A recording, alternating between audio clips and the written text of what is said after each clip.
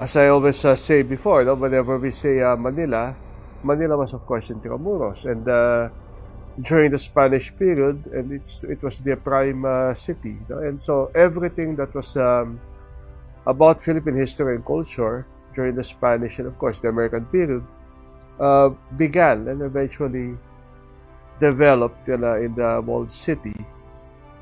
And in the course of time, no, this would become also a prime urban tourism area, especially with the restoration and the heritage conservation that has been going on in the city. I think the biggest challenge for Intramuros is for it to be incorporated into that modernization without affecting the historical heritage of the walled city. I mean, accommodations can be done for the modernization that is happening. Internet, telephones, modern facilities for tourists, but it doesn't have to come at the sacrifice of what existed there before. I think that's one of the biggest challenge until today, for developing Intramuros. I'm Dr. Jose Victor Torres. I'm a associate professor here at the History Department of the De La Salle University. I teach Rizal and Philippine history here in the History Department. Well, I think it's because it's one of the closest place. If you're a foreign visitor, it's one of the closest place and one of the most visited based on tourism information. It's one of the most visited places in Manila. Because you have to remember, Manila is the capital city. And a capital city has to have its attraction, both old and new. And for so many years, that old attraction, I don't mean old because it's passé, it's old because it's part of our past. And the realization that there was something that remained behind for the people to know and experience and see with their own eyes is probably something that's an experience, a good experience for visitors, both foreign and local. I'd probably describe Intramuros as rich. It's rich in heritage, it's rich in the Filipino identity, and it's very rich in our history and culture. And I think that would fit the description not only before but today. And as I always said, whenever you walk through the streets of Intramuros, you are walking through Philippine history.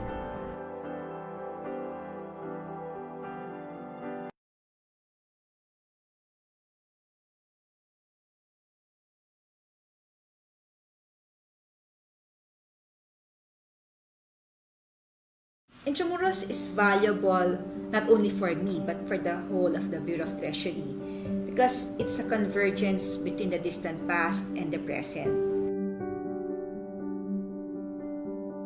Over the short span that I have served as the treasurer, I have seen how, through the efforts of the Intramuros administration, places like Fort Santiago, the surrounding walls and gardens, the old churches, and the plazas have become vibrant attractions, showcasing the old alongside the new. So indeed, Intramuros is on the rise. I'm Rosalia De Leon. I'm currently the Treasurer of the Philippines and I've been working here in Intramuros since 2013. Well, personally, Intramuros is important again to me because I find solace after hard day's work. But remembering my childhood, our family would always hear masses in the Manila Cathedral, particularly during Easter Sundays. And just the same, there are also times when here in the Treasury, when our jobs will be very demanding, But as we see the surroundings of Intramuros, some sort of takes away, all this stress and reminds us of how lucky we are to be in this place, surrounded by the history of the Philippines around us. I hope that this treasure of ours could be preserved for the generations to come.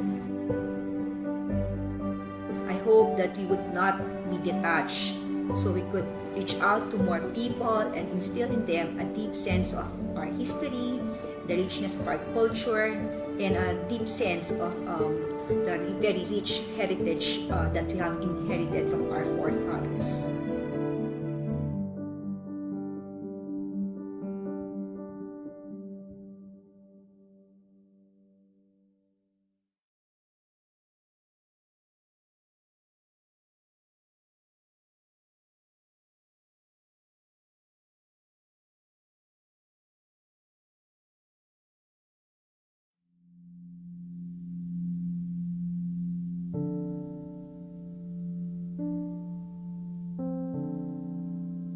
It was a very exciting time. That's what I remember most. I was on a holiday and I got a frantic call. Where are you anyway? They have been looking for you. And I said, what about? Having a restoration force as big as Intramuros was at the time, didn't exist anywhere in the country. When we came into Intramuros to work, what are we restoring? We do not know. How did it look, except for the ruined walls? That's why we have to dig pictures and pictures and pictures just to be able to provide a background and tell people this is important. This part of the walls look like this. Everything was something that came to us by a calling, you'd say, that we have to do it right.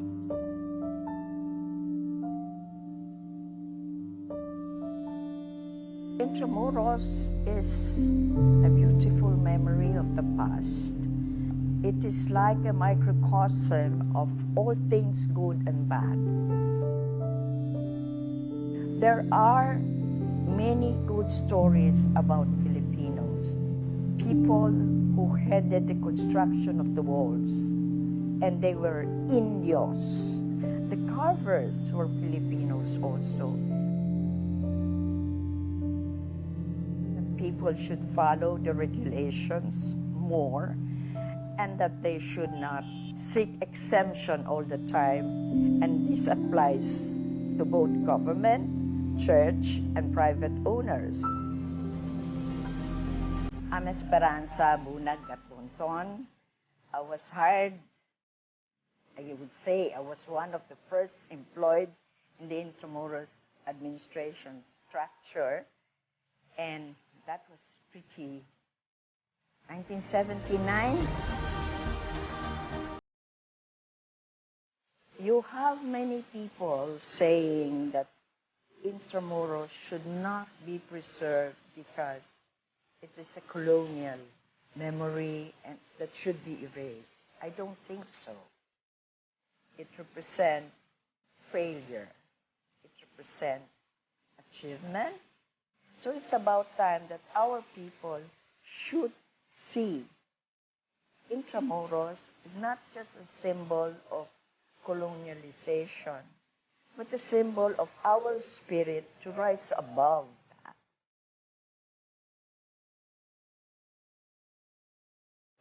IA's dedication in ensuring that tangible treasures that immortalize our history are now accessible to the public is commendable.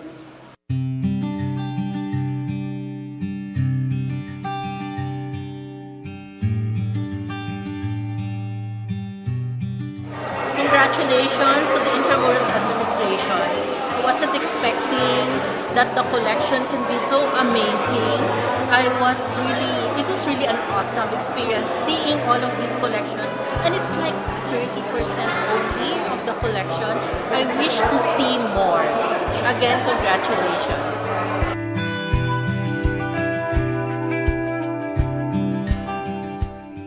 Masasabi ko ito ay malaking isang tagumpay kasi matagal namin nakatago at hindi na i-display talaga sa public yan. Pangalawa, nagpalipat-lipat na ng location yan at ngayon, na-save natin. Intramuros mahalaga para sa akin bilang Pilipino kasi maraming bagay sa Pilipinas dito nagsimula sa Intramuros. Well, actually, more than reviving the structures, ang gusto ko talaga maintindihan ng tao kung anong kontribusyon ng Intramuros sa pagmuno ng Pilipinas. Kasi kung walang pagkilala, walang pagmahal, hindi siya mananatili. Fernando Shalcid ako, Professor Emeritus sa Ateneo de Manila sa Department of Sociology and Anthropology. Ang mensahe ko lang, dapat mas nuanced, mas complex ang ating pagtingin sa kasaysayan. Kasi mahirap itong black and white pagtingin sa kasaysayan. Masyadong moralistic, basta Kastila masama. Dapat mas three-dimensional pagtingin sa kasaysayan.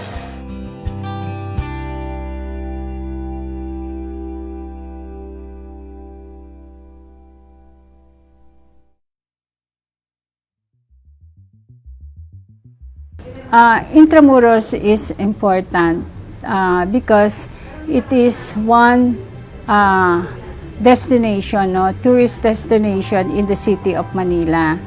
And of course, this is a historical city. It is a city within a city because the schools are here, churches are here, institution, agencies, of course, the big churches here who always support the IA, and of course the training center who are here, the hospitals are within the city of Intramuros.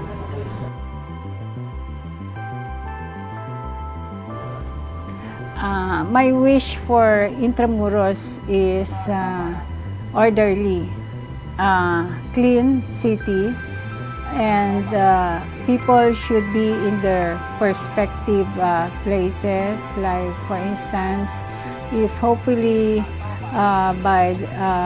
in a couple of months or 3 months from now, the ISF will be relocated to resettlement site in Cavite or in Bulacan, because we want them to be in the respective homes.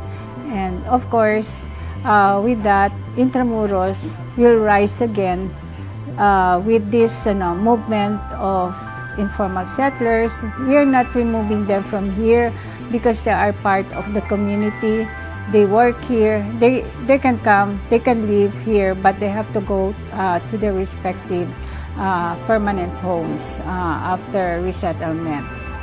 And of course, I wish also that Intramuros will be fully developed in terms of vacant lot, property.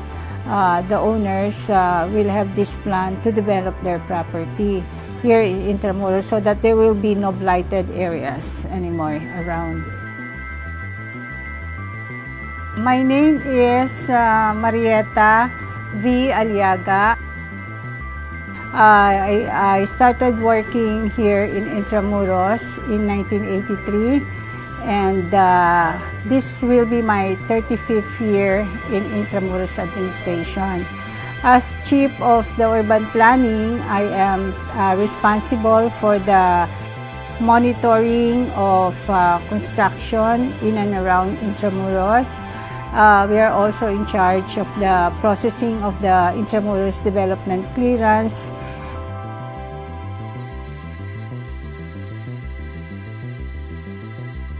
Intramuros should be cherished, should be loved, and should be taken care of, because Intramuros is historical. We are part of the history of the Philippines.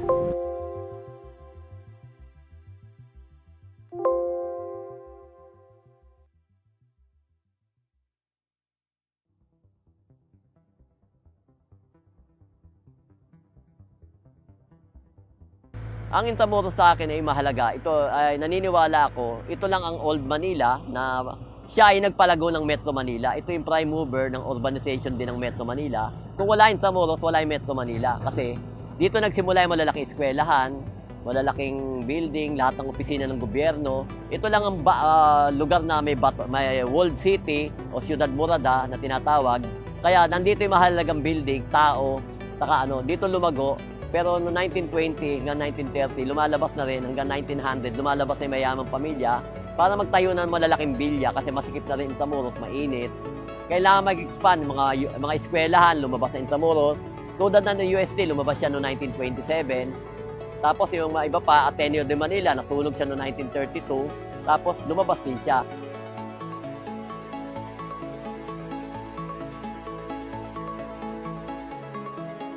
Sana magpatuloy, tuloy-tuloy na maayos sa Intramuros. Pagdating ng present generation, maayos sa Intramuros na wala nang masyadong problema. Kasi sa ngayon may mga kakagibat pa rin problema. Nandiyan pa rin mga ibang informal settler na may na-relocate na kami, yung mga istansa. Siguro dadami pa ang turista sa atin kasi mabubuksan natin yung sa gitna. Tapos yung mga pavement ayos. Tapos yung mga travel ng tao, foreigner, mapapabilis kasi marami nagpapaliwanag. Sa ngayon, dumadami na. May bike na, may e-trike, may kalesa na. Marami na nag-aano sa Intramuros kasi ngayon, nagiging na to, parang tuwing may Manila tour, laging Intramuros ang priority ng Department of Tourism, Heritage.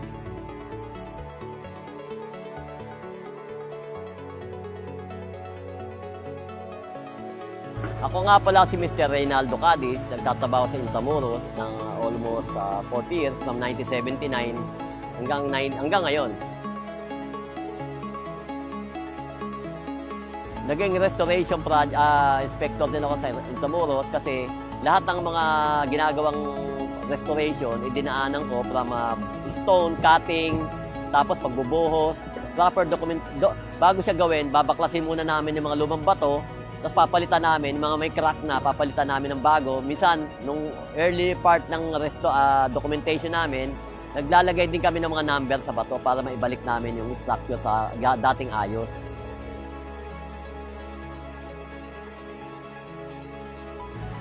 Napaka-importante in Intramuros kasi ito yung natin eh. Sa buhay ko napakahalaga to kasi dahil sa Intramuros nandito ako nagtrabaho 40 years, naging tanungan ako ng mga pangyayari dito na bagamat hindi ko inaabot iba, yung mga archaeology, tunnel na nahukay, mga artifacts, tinatanong ako, mga nahukay ng mass grave, halos lahat building na nirestore, kung ano ba yung mga dating opisina dito ng pre-war, kasi nagbasa din ako ng mga libro na about sa archives namin. Tapos yung mga old photo, napakahusay ko mag-identify kasi kabisado ko yung old photo and then in new, yung pagkakaiba.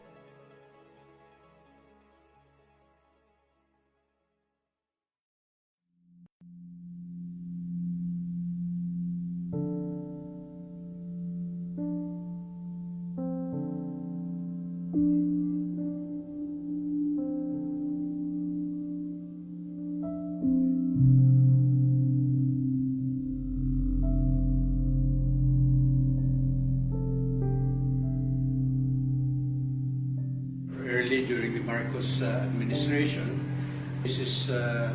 Marcos had been interested in the restoration of Intramuros. She led the restoration of some of the gates of Intramuros. Mrs. Marcos got the engineering divisions of the different services of the military. There were lots of objections. I'd called the attention of President Marcos. So he asked me to draft a charter for Intramuros, which is what I did, and that is the Intramuros Administration Charter.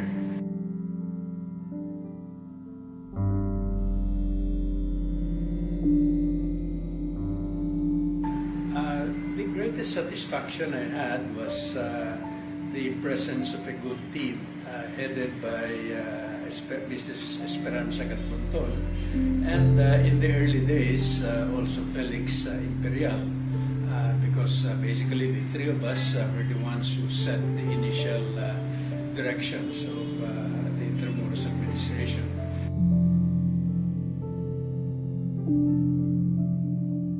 It's important because it's part of our history, part of our heritage, one of the few physical evidences remaining of the Spanish period of Philippine history.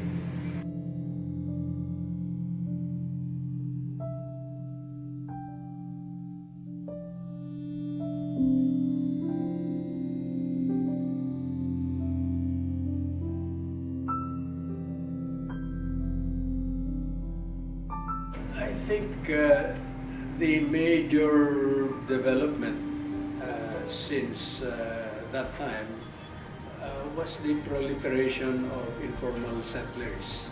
And it seems to me that the proper and humanitarian relocation of those informal settlers is critical to the future progress of Intramuros. I'm Jaime Laya, and I think the directions of the development of Intramuros embodied in the administration charter continue to be relevant.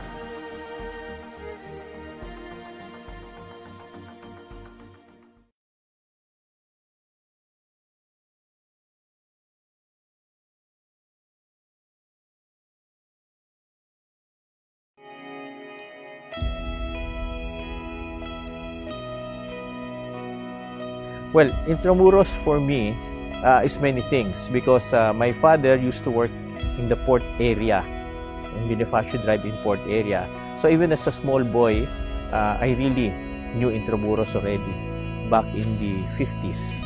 And I was very happy to have been appointed administrator in 1989. And that really involved me more with the history of Intramuros and the plans for its further development. It would be very important that we know where we came from, and I think that's the special value of Intramuros. But even in modern times, there could be or there should be, and as it's happening now, other developments here in Intramuros. I'm Jose Capistrano Jr., formerly administrator of Intramuros. Well, as what's happening now, Escuela Taller assists in the restoration of heritage structures through our training of out-of-school youth in the various arts and crafts of heritage restoration. And I think this is important to preserve our historical and heritage structures, and at the same time also reach out to other parts of the country for the same purpose.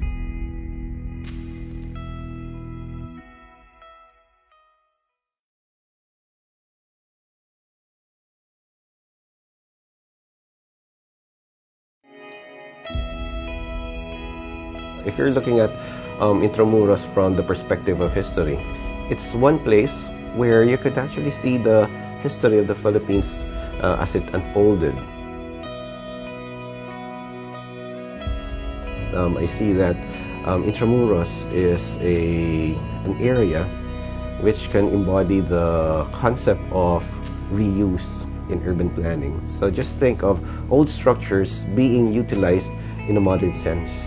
I think the challenge for us in IA is how can we recreate the former ambience so that people can relive history through Intramuros. And then that's where it becomes a site where we can educate people on the version of history according to the Filipinos.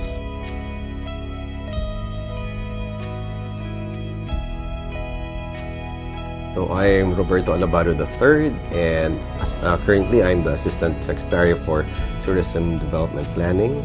And it's fantastic to have an urban area, an old urban area, wherein the maybe in our generation we can see this transformed into a more developed society where poverty will no longer exist within the walls of Intramuros.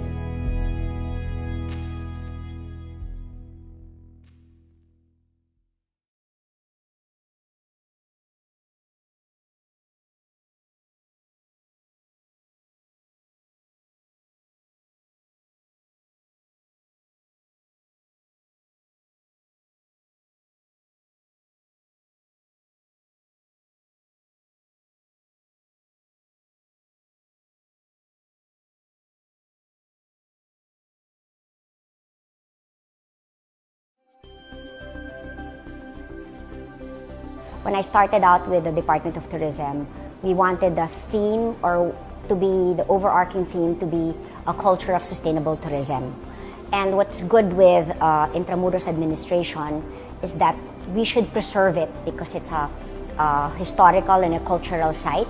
And Intramuros is what we can call one of our national treasures. And I want the Intramuros, the district of Intramuros, it's not where you go for field trips or weddings or photo shoots. It should be a place where everybody would like to go to enjoy the sights, and it's like a place where it's like going back in time. Intramuros is a place, I think, that a living urban heritage district. It's where you have history and culture come to life.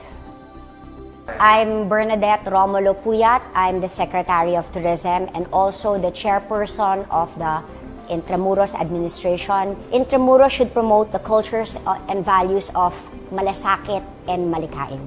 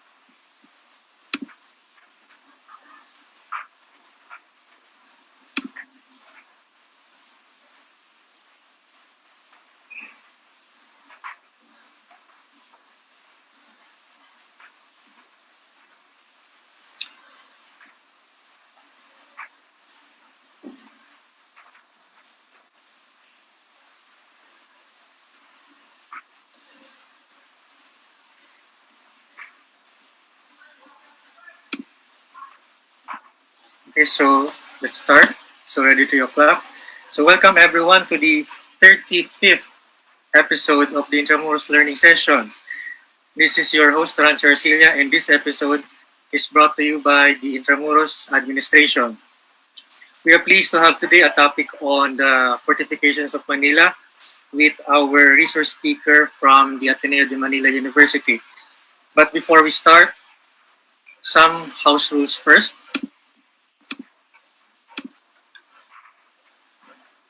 For those who are viewing via Zoom, you may raise your questions via the Q&A button. And for our viewers via Facebook, you can raise your questions in the comment section below. Only those who have successfully registered and viewed on Zoom will be eligible to get a certificate, and the feedback form will be emailed to you after the session. The certificate will be sent within a week.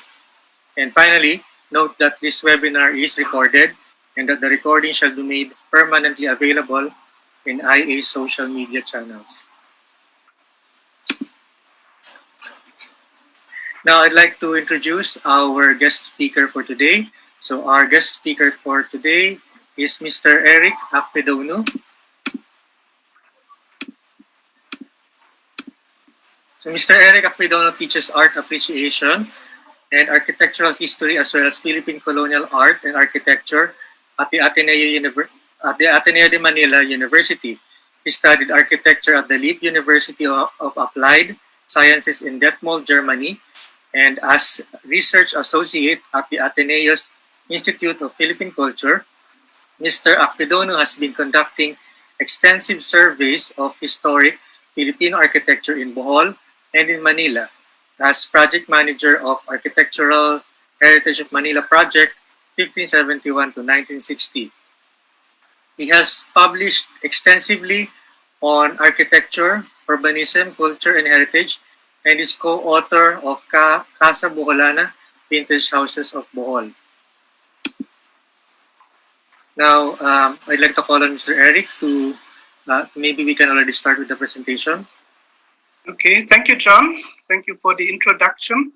Thank you for inviting me to those very interesting Intramuros learning sessions.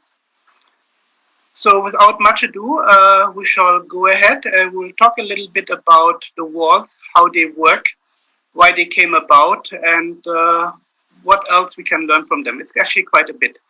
Let me start sharing my screen. John, are we ready? Yes. All right. Okay, share screen. I'll go into full mode.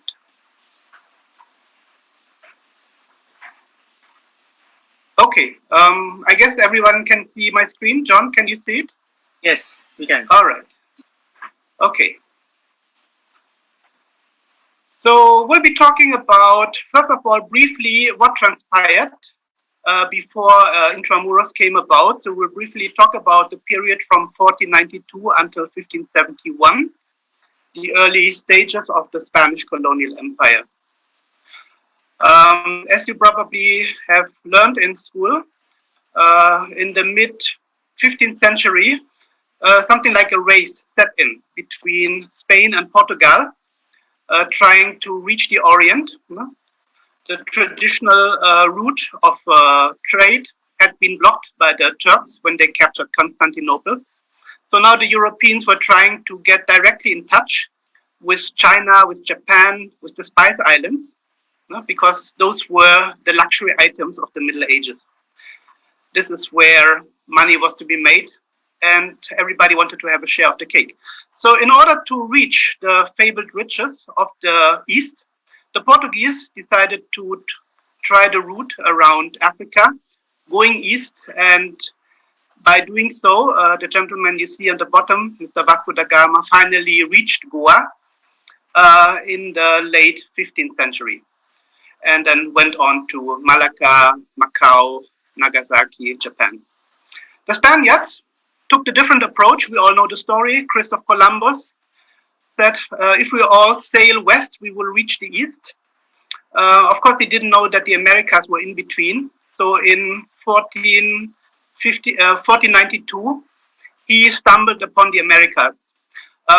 Even though he was not really the first European to set foot on American soil, his discovery really changed world history, and it changed it most dramatically. So over the next decades, the Spanish colonial empire established itself in the Caribbean first, then the conquest of Mexico with Cortez in 1519. Later, 1533, the conquest of the Inca Empire. And in that period, Mexico, the Caribbean, much of South America became a Spanish colony, the Spanish colonial empire. We know the story, how it continued. When the Spaniards discovered that, okay, America wasn't actually the East, they had to go further, now across the Pacific. And finally, in 1521, Magellan, you know the story, reached the Philippines. And the rest is history, so to say. Now, when the Spaniards established their colonial rule in the Americas, they set up a systematic system of Christianization, resettlement, but also economic exploitation. No, it was quite drastic. Christianization was important. The population was resettled into so-called reducciones. The encomienda system was introduced, and the so-called mita system. Here in the Philippines, we know it as corvi or polo. In South America, it was called the mita system. The mita system differs in some way from the polo system in the Philippines, because the mita system was primarily used by the Spaniards to exploit the silver mines, and that's very important. In 1540, the Spaniards discovered very rich silver deposits in Mexico, in Zacatecas actually, and in Bolivia, the famous Silver Mountain in Potosi.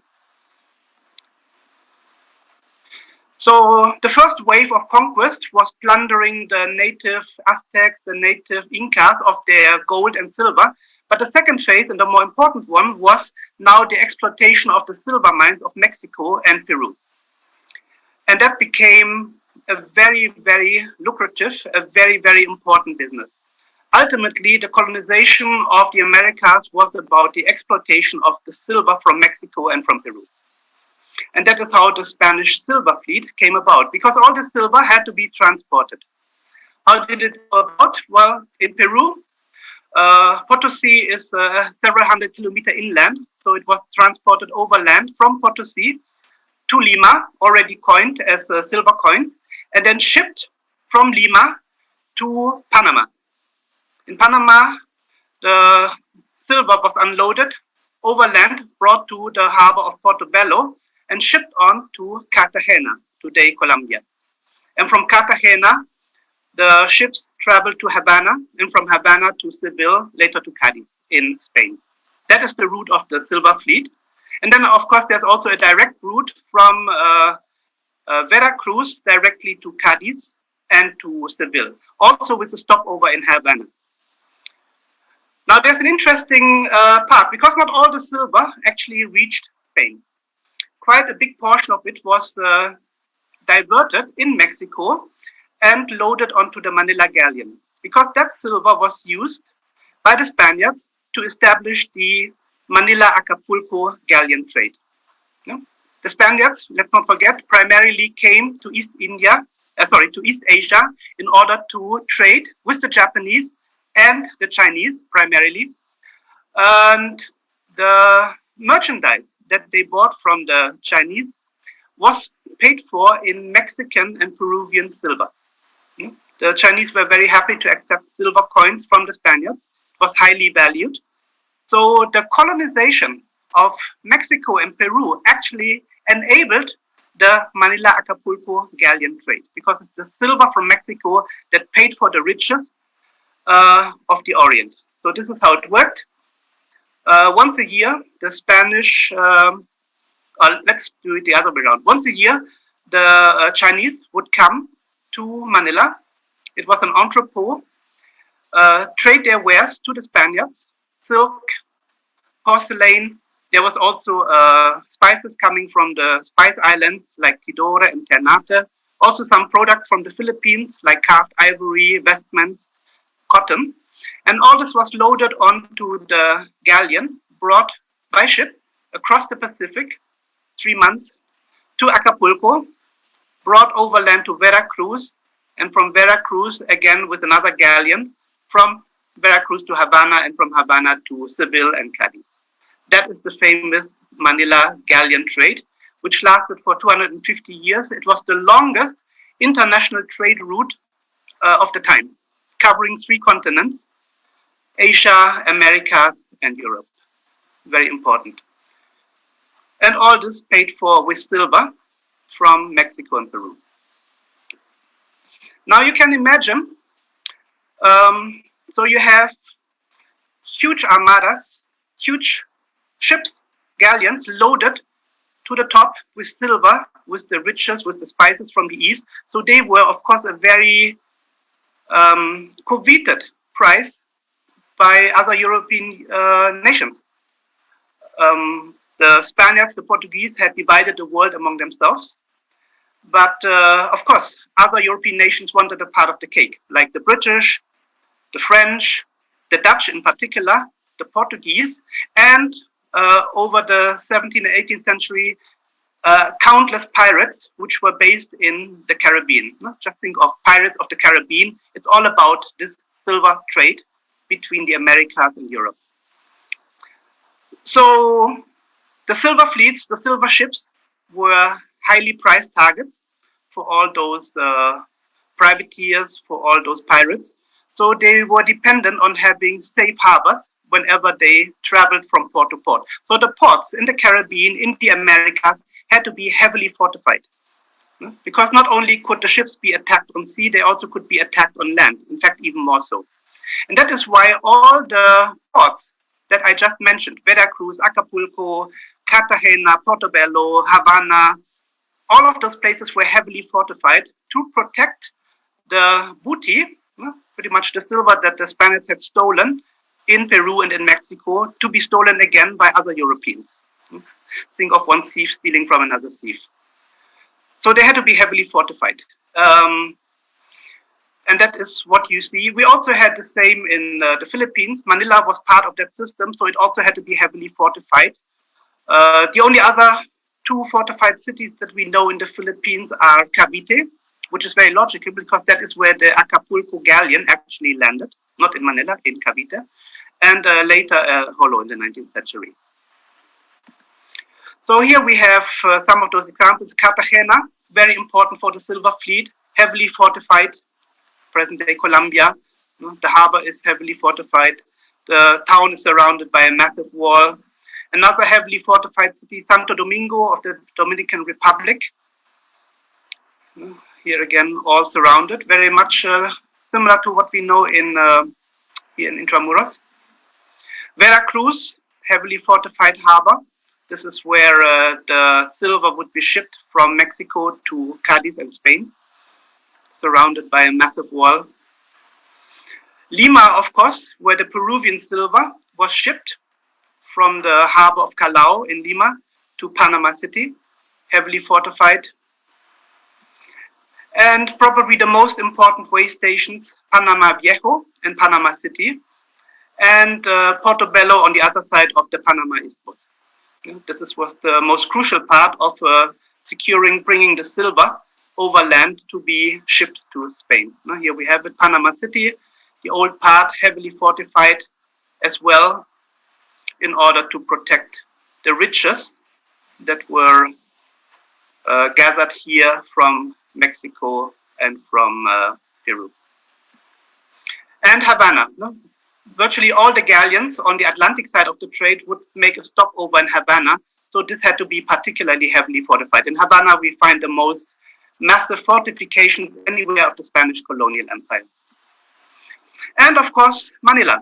Manila as the entrepot of the Manila Acapulco galleon, galleon trade, had to be particularly fortified to prevent any of those pesky other Europeans like the Portuguese and the Dutch, particularly the Dutch, to rob them of the riches that they traded with the Chinese and the Japanese. So here we have it. This is how Manila looked like in 1713. A massive wall surrounding the city, and at the tip where the Pasig is hitting Manila Bay, you have Fort Santiago. You probably had this in history lesson. Manila was planned, like all colonial cities, in the Spanish colonial empire, not only in the Philippines, but also in North America and South America, in Mexico, Peru, Argentina. They all followed the same plan based on the so-called laws of the Indies, Leyes de las Indias, which mandated that all those new settlements must be systematically planned on a grid, no? On a rectangular grid, that the center must be a plaza, which should be fronted by the cathedral or the church, and on the other side by the municipio, yeah, symbolizing the unity of state and church. And most importantly, the instruction, as soon as you have settled, build a defensive wall with a ditch, with a palisade around the new city to be safe from attack. Now, this order was valid throughout the Hispanic Empire. And that's exactly what happened in Manila. Shortly after Legazpi had burned down the fortress of Raja Suleiman, the Spaniards built their own. Now starting the Spanish colonial city of Manila, what we know today as Intramuros. It's not the same walls that we see today. The whole thing started very moderately with a wooden palisade, similar to the one we see here. The stone architecture only came 20 years later. So initial Fort Santiago pretty much looked like this. So in 1590, the first stone buildings, stone walls actually went up in Intramuros. And the oldest still surviving stone tower from the Spanish era, a circular tower, is the so-called Toradigian. This is the oldest surviving part of the Manila city walls. And we can see it here on this chest. This is the oldest depiction that we know of Manila. This is a drawing in a chest that is in Mexico, and it shows the oldest image of Manila that we have, approximately 1640. On the left, the Torre de Guia, the first stone building in the city wall. On the right side, Fort Santiago. And the Torre de Guia can still be seen today. It was later integrated in the Bastion of San Diego. It has been dug up some decades ago, and what you see here are basically the foundations of this massive round stone tower. And this is very interesting because Manila wasn't planned according to the latest in defense technology initially. In Manila, you can beautifully see the evolution from medieval defensive architecture into modern defensive architecture. The Torre de Guia, the foundation of which you can still see here, actually still followed late medieval defense tactics, defense designs, similar to the medieval castles with round towers, very tall, massive towers, circular, relatively thick walls, well, relative thin compared to what came later, 2 to 5 meters wide, very tall. You would have circular towers at the corners of the castle or of the city walls, and in between there may be semicircular bastions along the curtain wall, like the one you see here on the left side. So we keep in mind stone, very tall, relatively thin walls in comparison to later modern fortresses. Because this goes in line with the way warfare was done during the Middle Ages. How do you storm a medieval castle or a medieval city? Well, you basically have to climb the walls. You do that with ladders, you do that with siege towers, like the one you see here on the left side, or you may simply try to break through the city gate with a ram and then storm the city.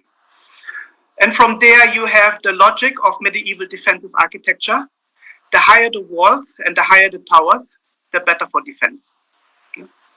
So we keep in mind, a castle is basically defined by defense with or against swords, pikes, bow and arrows, and catapults.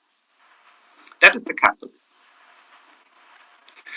Now the problem with medieval castle is that they are vulnerable to undermining Undermining means digging a tunnel. No? The enemy would try to dig a tunnel under the wall and then try to collapse the wall on top of it. Even more problematic is those tall, relatively thin walls are very vulnerable to cannon fire, to perpendicular direct cannon fire. And that became a problem in the 14th century. Because in the 14th century, gunpowder and cannons were introduced to Europe. They were initially developed in China and reached Europe through the Middle East in the 14th century. And the problem with cannons is that they can quite easily destroy those tall and thin medieval towers and walls. There are different types of artillery. You have so-called siege cannons.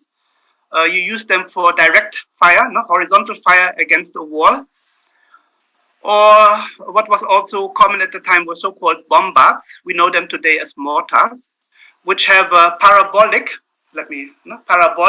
flight. So you can basically shoot over an obstacle, like in a curve, and they would come down more or less vertically on top of the enemy. That is plunging fire on a parabolic. So those were deadly weapons for medieval fortifications. The early ones in the 13th century were still relatively harmless, but in the 14th century they improved so much that now all medieval fortifications were suddenly outdated and problematic. Especially given the ammunition, those cannons would first use stone balls, which are not yet too problematic. Later, they would change to cast iron balls, which are far more destructive. And finally, they would use spherical, hollow, explosive grenades, pretty much like we use them today, except that they are round rather than conic as we know them today. And they had devastating effects on tall medieval walls and towers. And that is why defense had to be rethought from scratch. And we will see how that evolved. In the mid-15th century, in reaction to the proliferation of cannons, of artillery in Europe, in Italy, a new system was developed, and it was known as the so-called Tres Italien, or the Italian outline. Those would be fortresses in the form of a star. It could be a triangle, it could be a square, it could be a pentagon, an octagon, or a polygon. But in any case, more or less star-shaped, like you see here, Palma Nova. And they were specifically designed to withstand artillery fire. And they evolved parallel to the evolution of artillery, guns, mortars, and cannons. The first architects who developed this system were architects and engineers like Alberti in Italy or San Gallo. Interestingly, even Michelangelo, whom we today assume to be a great artist, what he was also an engineer. He also worked on the defenses of his native Florence in the 15th century. So he was not only, 16th century. He was not only an artist, he was also an engineer. And this system proved to be so successful that it spread throughout Europe and later throughout the world in the 16th century and was used more or less for 300 years. So how did it work? One of the problems of round towers, typical of the Middle Ages, is that they create so-called blind spots or dead zones. Dead zones doesn't mean that is where you get killed, rather it's the opposite. It's an area next to a tower where you cannot be hit by enemy fire. So you have a round tower. People may try to shoot from you from a neighboring tower or from a neighboring bastion or baluarte. But because the tower is round, like we can see here on the left side, there's a blind spot, and that is safe for the attacker. And the idea of the star fort is to eliminate all those blind spots or dead zones, so that there's really nowhere you can hide when you attack. And that is why we see the evolution. I will later explain how this works into detail. We see the evolution of star-shaped fortresses, which are all designed to minimize and eliminate those blind spots for defense. Basically radial patterns with polygonal fortifications, and then you have extensive outer earthworks. So that's important. You have now several lines of defense, whereas in the Middle Ages, you may have only one or two. Now you have several. You have the inner line of defense, the inner wall with bastions and a moat, usually filled with water. Then you have the outer works, which would be another ring, independent of the inner one. And then you may even have outlying fortresses at some distance from the main fortress or at some distance from the fortified city, which are also synchronizing their defense with the main fortress. The bastions at the corner would now allow crossfire along the curtain wall with no blind spots, with no dead zones. I will later explain how that works. So defense, basically, which in the Middle Ages was oriented vertical, tall towers, tall walls, now became horizontal in line with artillery warfare requirements. And it also changed from passive defense, you wait until the enemy reaches the wall before you fight him, to active defense, whereby you try to even keep the enemy away from the walls as much as possible from the very beginning. So we learn a fortress, unlike a castle, is designed and defined to be a defense against and with guns and cannon. That's the difference between a castle and a fort. So how did the walls change? Well, to start with, the walls are now built primarily with earth. They may have a cladding made of stone or of brick, or even the cladding itself may be earth, because these materials have advantages over stone. For one thing, when you use the cladding in order to cover the earth wall, brick is relatively soft. When it's got hit by a cannonball, it breaks, but it doesn't shatter into 1,000 pieces like a stone would, thereby wounding the defenders.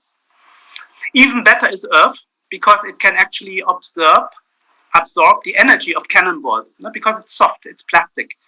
It basically takes the energy out, so it is much better than stone, and it will not crumble and collapse. It even gets better if you cover the earth with soil and grass, because this will further dissipate the energy of the cannonball.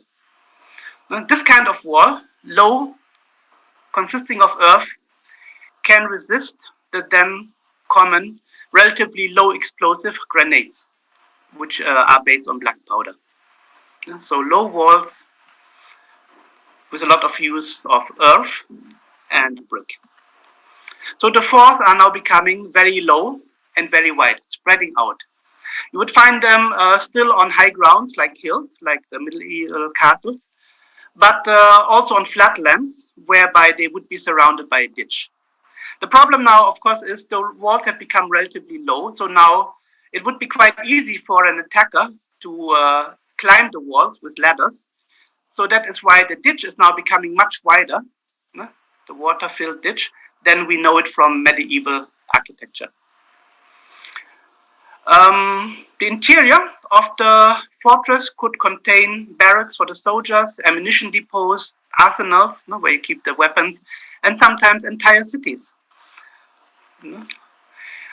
Okay, before we go into detail, we have to look at some of the terminology we'll be using, so I will quickly explain them here. The first one is the so-called bastion. In the Philippines, we know it as baluarte. Here marked A. That is a protruding part of the wall, which protrudes beyond the curtain wall and is used as the main point of defense. The curtain wall is the area of wall between the baluarte, between the bastion. That's the curtain wall, here marked C. Then we will later also talk about the so-called ravelins.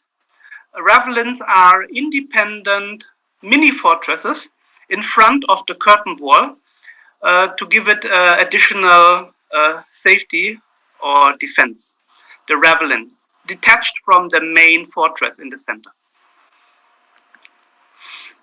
Then there's the so-called tenaille, which is another mound of earth, which is put in front of the curtain wall to protect it from direct gunfire.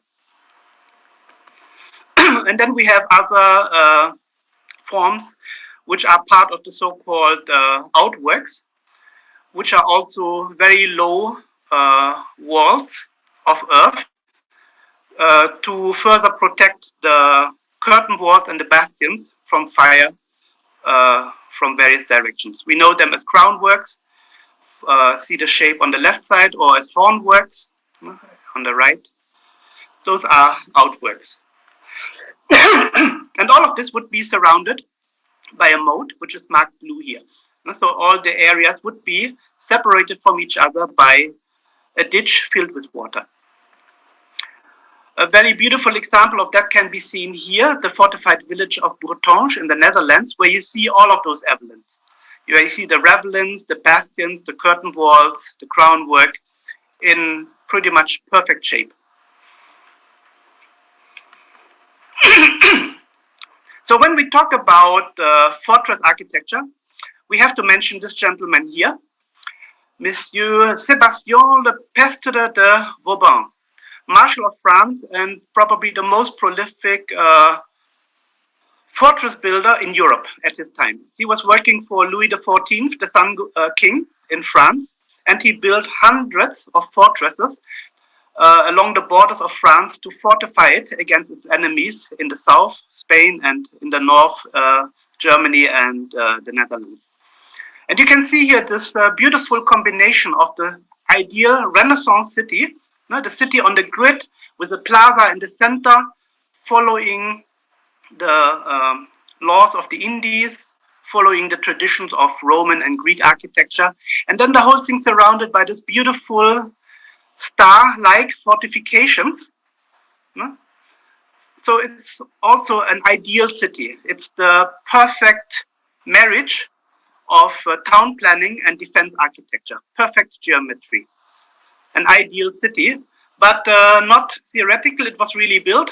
Here it is, Neuf-Brisach in France. And there are many other cities in Europe like this, planned from scratch and surrounded by a star fort like this. This kind of fortification, as you can imagine, is extremely difficult to take by storm and to conquer. And that had results for warfare in Europe and the rest of the world, because now warfare changed from attack and conquering rather to siege warfare. You enclose the enemy in his fortress and try to, well, starve him out. Let's see who can last longer. How long will his water last? How long will his food last? How long will his ammunition last? That, of course, necessitated larger armies than before. And the consequences of all this was that warfare, which is already a very expensive business anyway, became even more expensive than it already was. It became a very costly adventure. Warfare, siege warfare could take ages and would cost enormous amounts of money.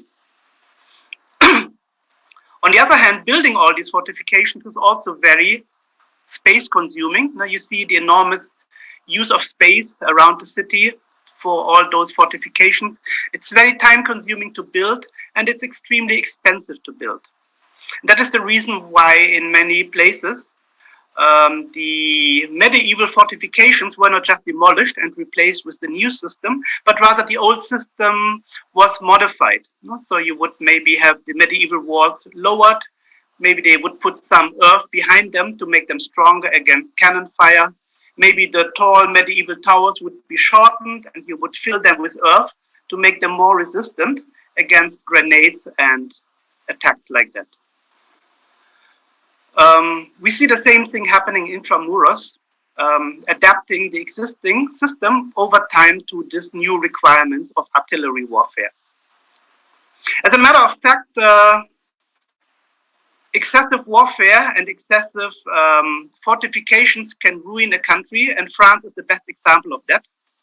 The many wars that were fought by Louis XIV, the many hundreds of fortresses that he built in order to fortify the boundaries of France, in the end bankrupted France. And 75 years after the death of the king, because of the country being bankrupt, it led to the French Revolution. Yeah. So architecture can have worldwide implications. But let's go back to Manila. The Walls of Intramurals were by far the biggest building project that was ever undertaken by the colonial administration during the 333 years of Spanish colonization. The walls are 4 kilometers long. Work on the stone walls started in 1590, and they were designed by a military engineer by the name of Leonardo Turiano. You can see an Italian, probably, because most of the civil engineers for defense at that time were Italian, because they developed this system. The walls itself were built by tens of thousands of Filipino and Chinese laborers. The walls are made of earth and adobe, 7.5 meter high, relatively low, but up to 14 meters thick. And they are surrounded by a moat whose water level can be controlled. In other words, what we see today is actually only part of the defense system of Intramuros. It's only about half, because the moat has disappeared. What today is the golf course, in the past was actually a moat. All this area was filled with water. Not to count the outer works, which have all been demolished after the American occupation.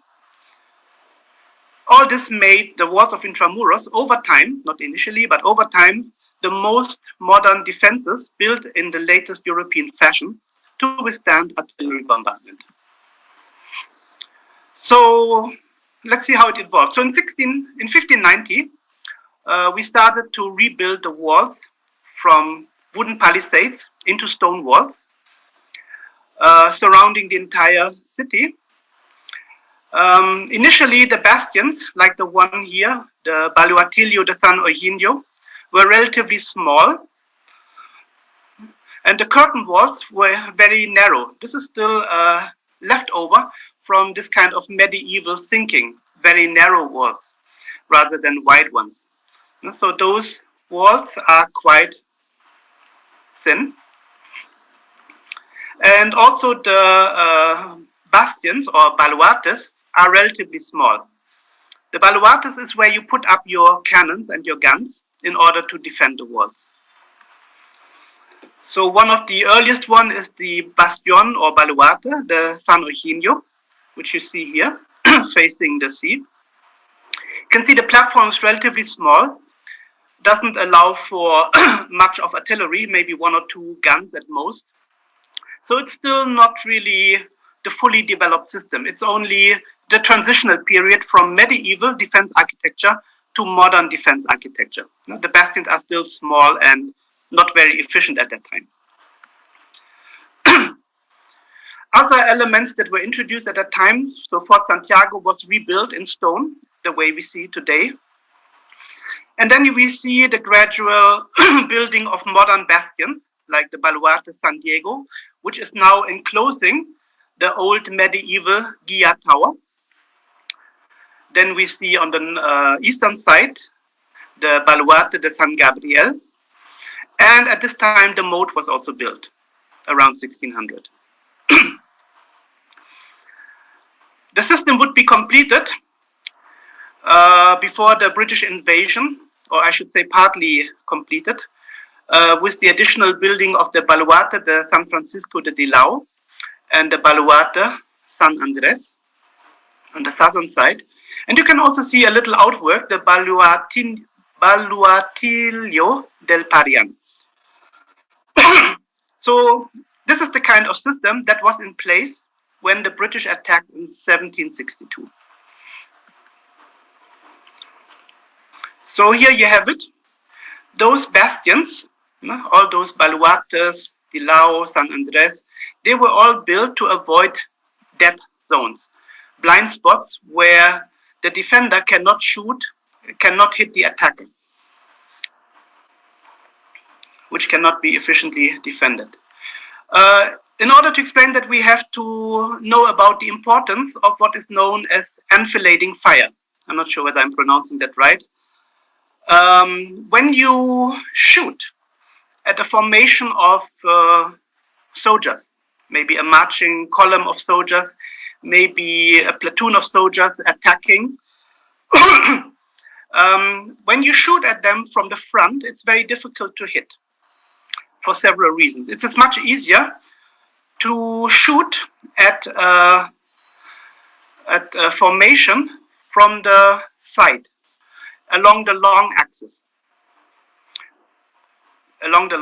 That is what we know as enfilading fire.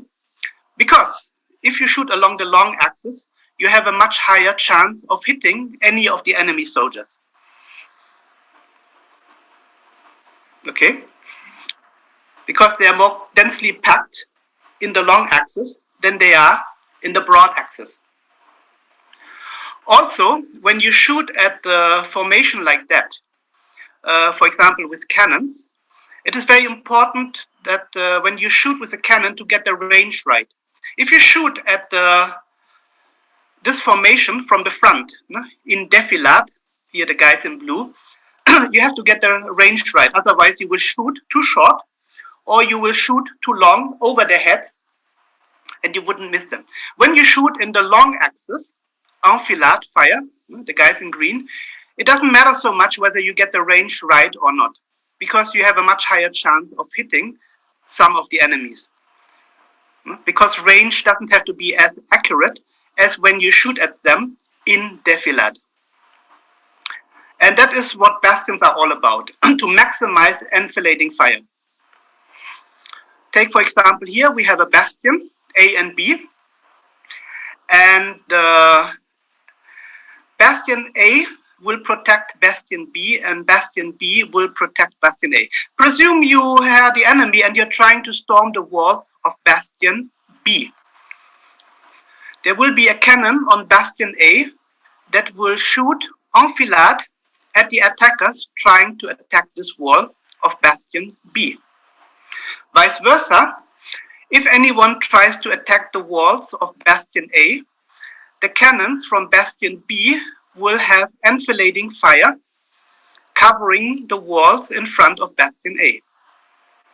And if you think you can attack then maybe the curtain wall, you have cannons on Bastion A and Bastion B, which will cover the front of the curtain wall with crossfire. And that is basically how the whole area in front of the curtain wall, in front of the bastion, becomes one big killing zone, one big killing field, where you're exposed to crossfire from left, from right, from the front, and with absolutely nowhere to hide. A very deadly spot you wouldn't want to find yourself in. Interlocking crossfire is the key to bastion design.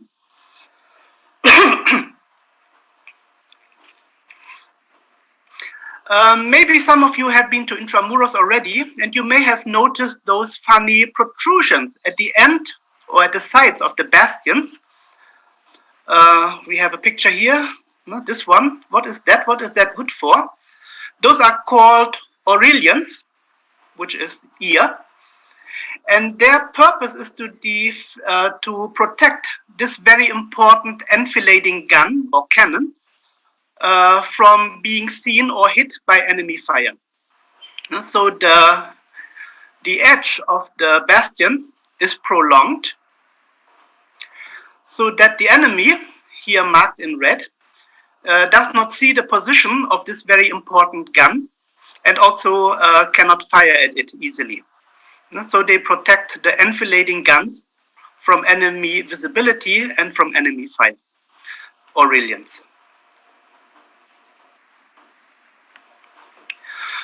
So you would think the Spaniards got it all right. Now Intramuros is so safe and so well protected, nobody can ever hope to storm the city. Well, not so. We all know the story. In 1762, the British, as part of their campaign of the 7-Year War against Spain and France, actually attacked Manila. They landed in Malate, in the area that is now the Banco Central, and then marched up north. And then they bombarded Manila. And this is at this point where we realized that with all their military planning, the Spaniards had made one very big mistake. And that is they allowed the natives, Chinese, the Parian, as well as the Filipinos in the area called Bagumbayan, to build their settlements all the way to the moat, all the way to the ditch.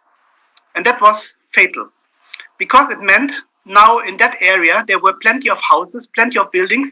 There were even stone churches, complete stone churches, which could now be used by the British as their own fortifications, behind which they would take cover and from which they would start bombarding the city. Because Manila didn't have outworks. I'll discuss that later. And that is the reason why, after a short bombardment, the Spaniards realized we better give up. It's not the only reason, of course, but it was a grave engineering blunder that was committed here, allowing construction of private houses and even churches all the way to the moat. And that greatly contributed to the fall of Manila to the British in 1762. Here you see it, the area that we know today know as Rizal Park, at that time was actually densely populated in a settlement called Bagumbayan. This was the place of Filipinos. Further to the north, you would have the Parian, also densely built up, the Chinese settlement. And this was perfect hiding place for the attacking British.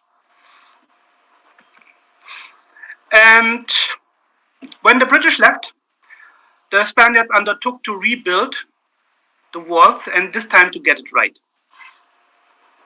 The first thing they did in strengthening the fortifications of Manila was to make sure not to have trouble with the Chinese again. Sorry, I have to say it that way because that was really their main concern. When the British arrived, the Chinese in Manila sided with the British. As a result, when the British left, the Chinese were evicted, but they were allowed about 20 years later to come back and to settle again in the area that we know today as San Nicolas, where they built a big bazaar, also known as the Alcaiceria. And this place is there not by chance. It was assigned by the Spaniards to make sure that this Alcaiceria, this Chinese bazaar, is within the range of the cannons of Fort Santiago. Very important.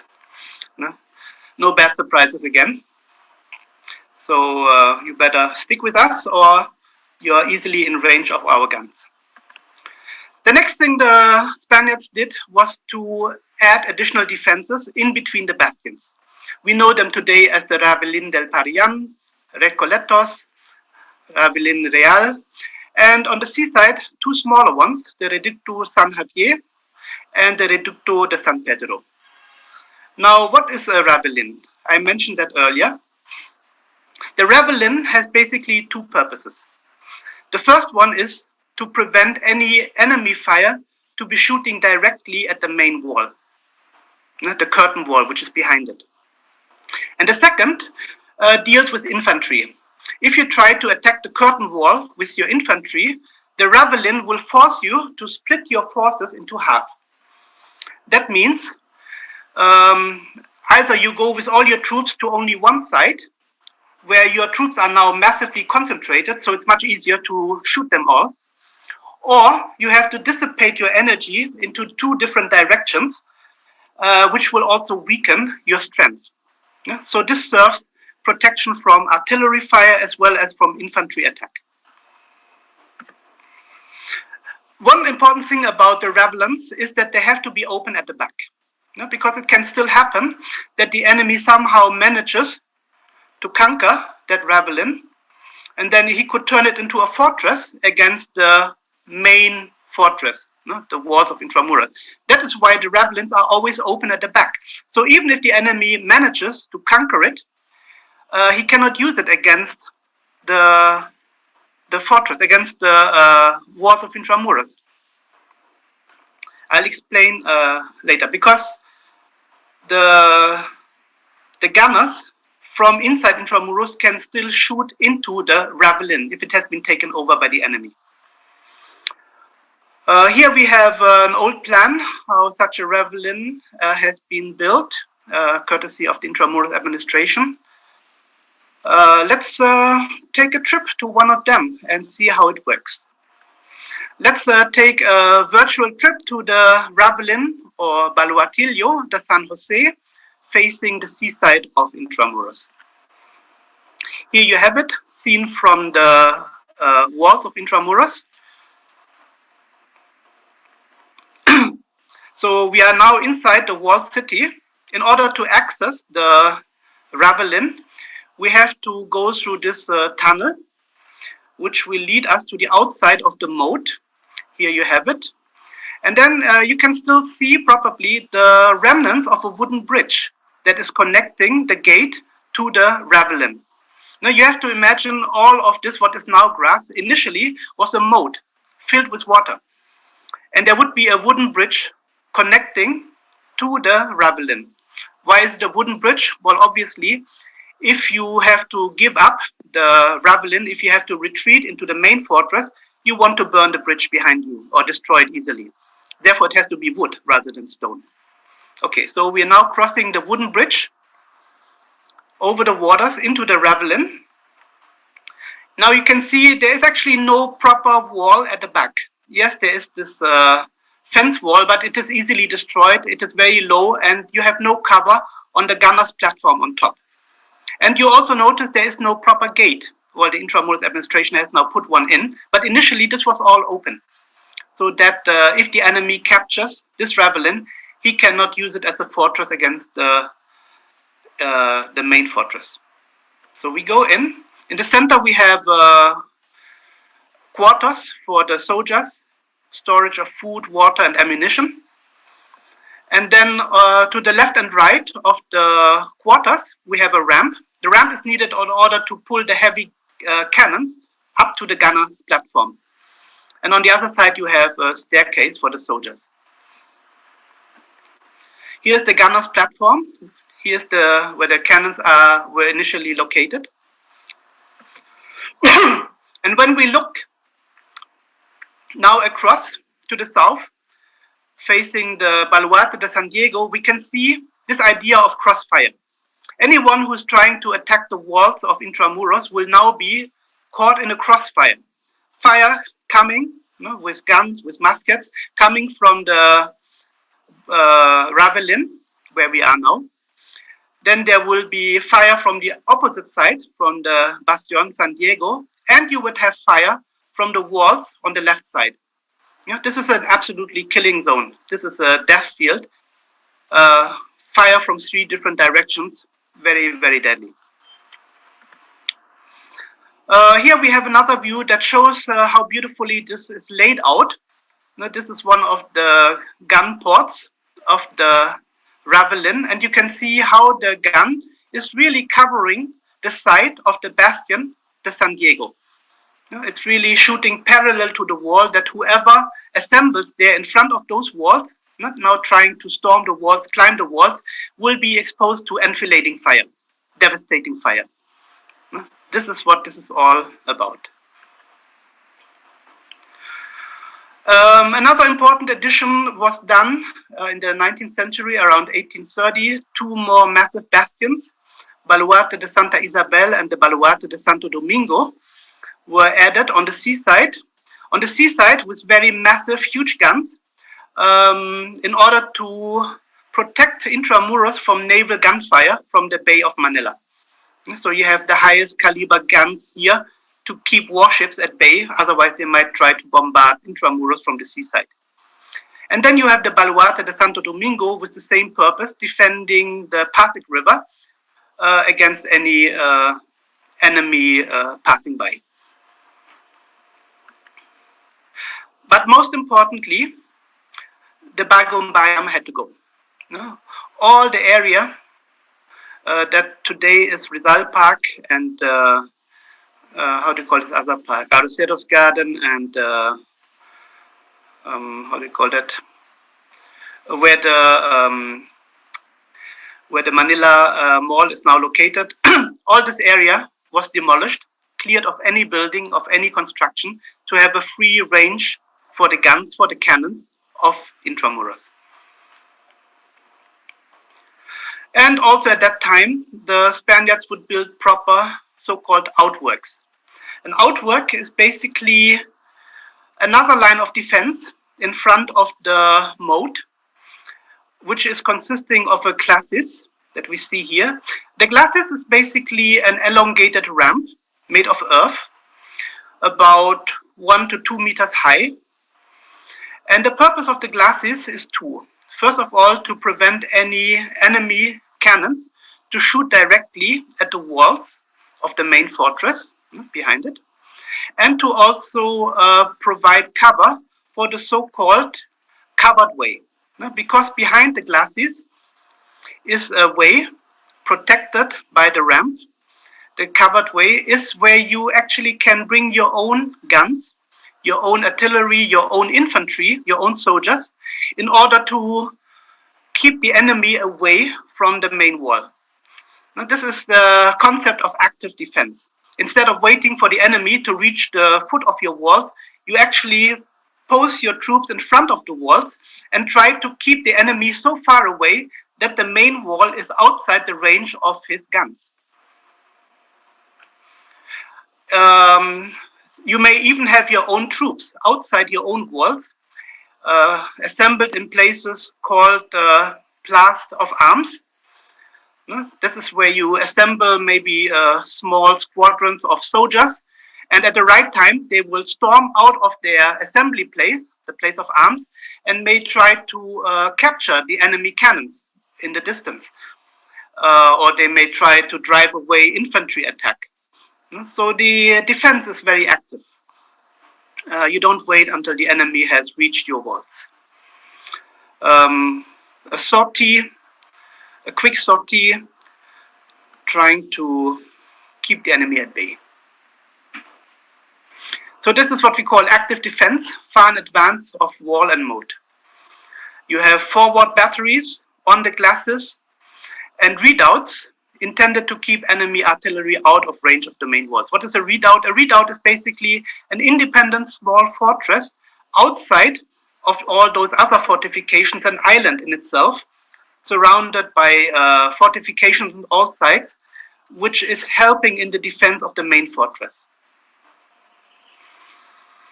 Yeah, so that's how it works. Covered way, raised glacis, and those were added in Intramuros.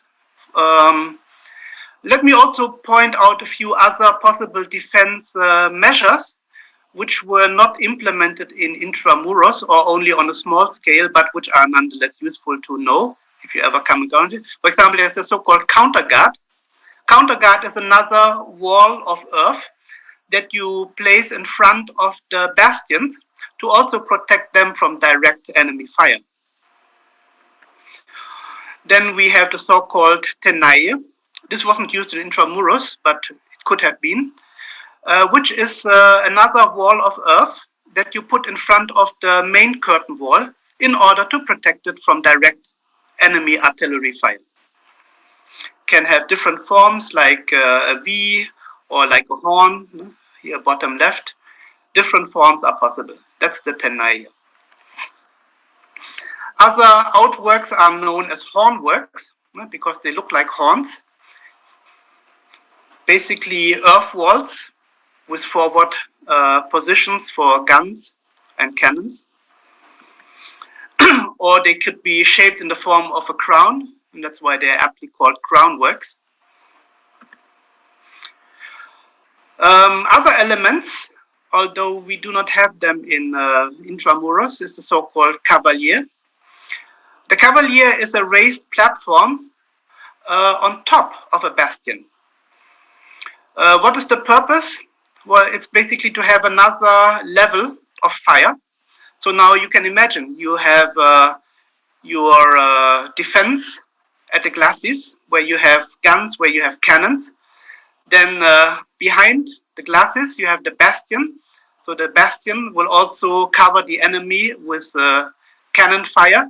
And on top, higher than the bastion, you have the Cavalier with another level of fire at the enemy. So you basically get shot at from 3 different levels at the same time. This is very deadly. This is the so-called Cavalier. You already see all those terms are typically Italian or French in origin, because it was in Italy and in France where this system was developed into perfection, not the least by people like Vauban, who I just mentioned. Another element that we can actually still see today in Fort Santiago is the so-called Fosse Braille. I'm not sure whether I pronounce it properly, Fosse Braille, also known as Falsa Braga. The Falsa Braga is a lower wall in front of the curtain wall, which enables you to have direct fire at people trying to cross the moat at a lower level. So basically another level of defense, Falsa Braga. Then we have the scarp and counter scarp. Those are the ramps which are covering the moat on the left side. Also important are detached forts. Quite unknown to many Manileños, we actually have more than just one fortress in Manila.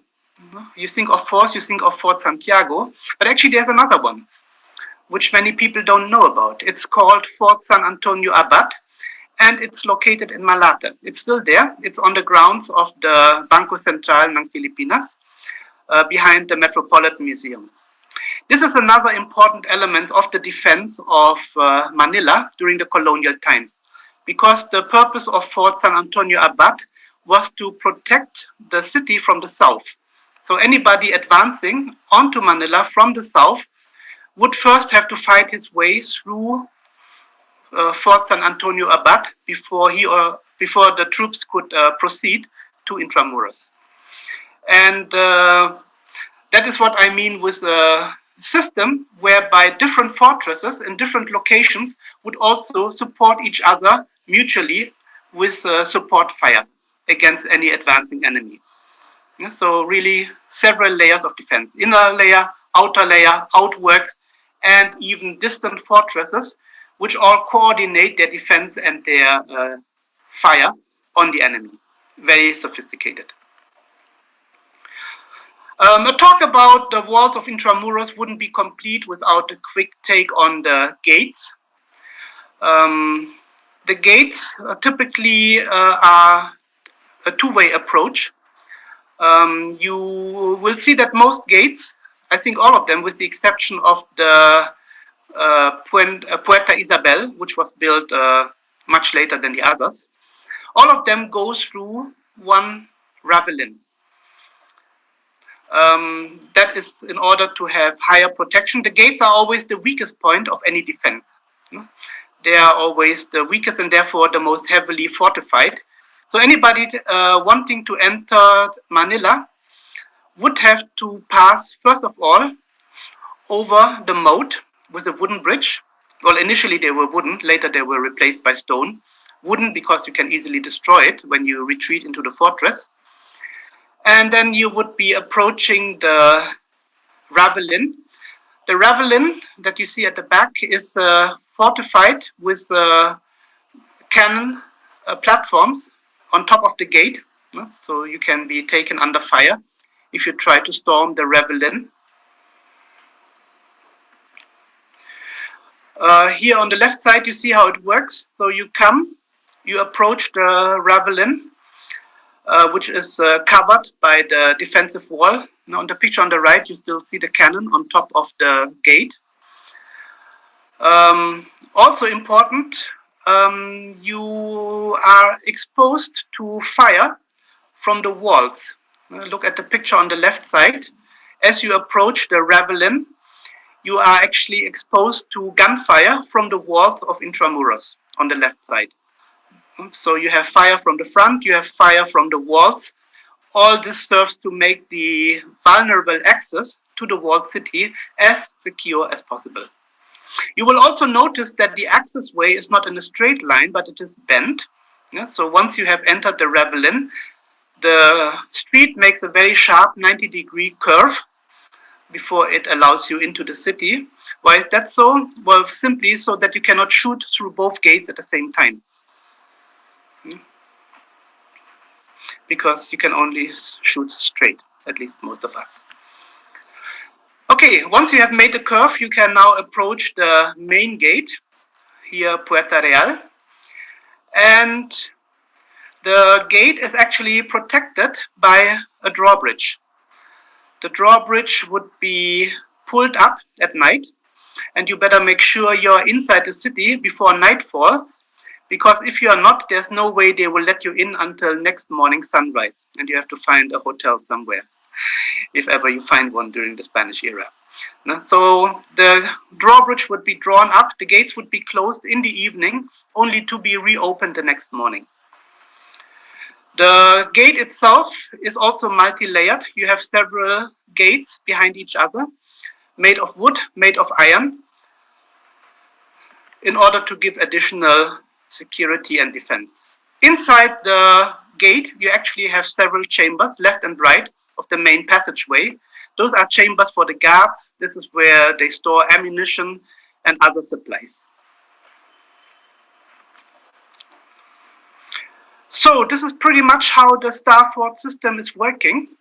But you would be mistaken if you believe that it is only European colonizers who built star forts like this. You actually can find them in other countries as well, built by local rulers. For example, here we have the citadel of Dien Can in Vietnam. This one was built by a French officer, Olivier de Puymanel, for the Vietnamese emperor, Gia Long, in 1793. Again, military engineers at that time were typically Italian and later French engineers. So this was built for the Vietnamese empire. And you see it's clearly following all the principles of a star fortress. Here a polygon with bastions, with curtain walls, with outworks, with a moat, with hornwork on the right side. No? By now you are a little bit familiar with these terms.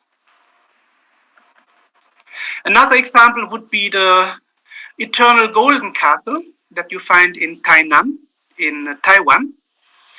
This one was built in 1874 by the Mandarin Sheng Baozhen for the Qing dynasty. That was a time when there was a lot of pirating happening at the coast. There was a group of Japanese, businessmen, we would say today, that were massacred, and there was a punitive expedition from Japan. And in order to secure the coast against further Japanese attacks, this was built by the Qing dynasty in 1874. You see a square fortress with 4 bastions at the corners. This is the typical star fort design, surrounded by a moat. Even more beautiful example is this one, the Godiokaku fort in Hakudate in Japan. This one was built in 1855 by Takeda Ayasaburo, and it was protecting the Strait of Tsugaru. That is the strait between the islands of Hokkaido and Honshu, and it was built to protect this important strait against Russian attacks, which were at that time advancing in the Far East. You can see it's a beautiful star-shaped fortress in the shape of a pentagon with 5 bastions at the corners. Why a pentagon? Well, those military engineers over time figured out that a 5-sided fortress is the most efficient way of defense. Don't ask me why exactly, I haven't quite figured it out yet.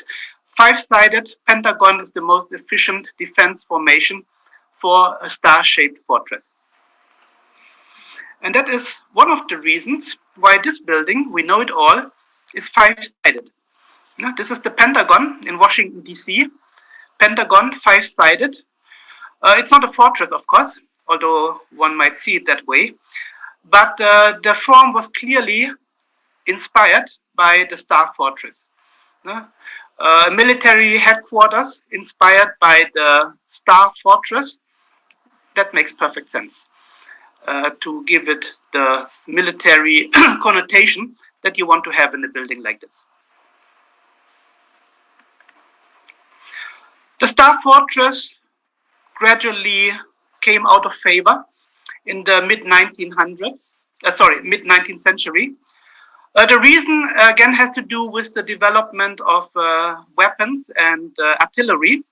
In the middle of the 19th century, we see the emergence of so-called riveled breech loader cannons. What does that mean? Riveled means the cannon inside is not smooth, but there are curves, and they serve to give the grenade, when you fire it, a certain drill that makes it more stable and makes it fly further and with higher speed. And at the same time, they developed high explosive shells. So they were far more destructive and also had a far wider range than in previous centuries. And this increased the firepower and destructive power, ultimately rendered the Star Fortress obsolete. No matter how intricate it was, it couldn't withstand this massive destruction power that came up in the 19th century.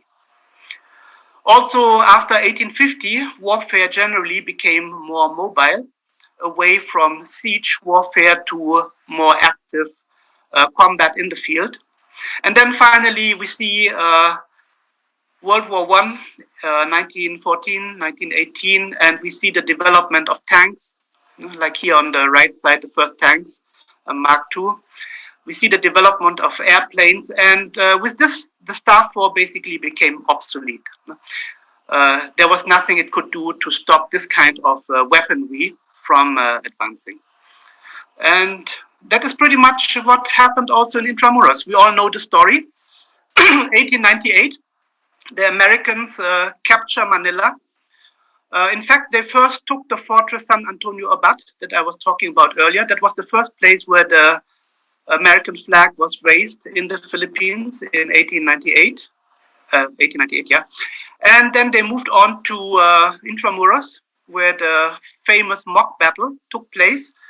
You probably know the story. The battle was prearranged. No? It was basically only fought in order to preserve Spanish honor, but it was actually agreed that after a few hours, the Spaniards would surrender. And subsequently, the Americans took over Intramuros and hoisted the Star-Spangled Banner. And the rest is history. Now, at this point in time, there was this idea, what do we do with Intramuros? What do we do with the walls, which are now so unnecessary, so obsolete? And initially, actually, the plan was to demolish all of them because they were seen as a hindrance to the further development of Intramuros. Luckily, this didn't push through. When the American urban planner Daniel Burnham came to Manila, he saw the walls, he saw Intramuros, and he decided we shall preserve this as a historic monument as it is. And luckily, that prevailed, and the walls are still with us today. Not entirely intact. A few changes took place. For example, the moat full of water was drained. That had to be done because it had become a breeding ground for mosquitoes, very unhealthy.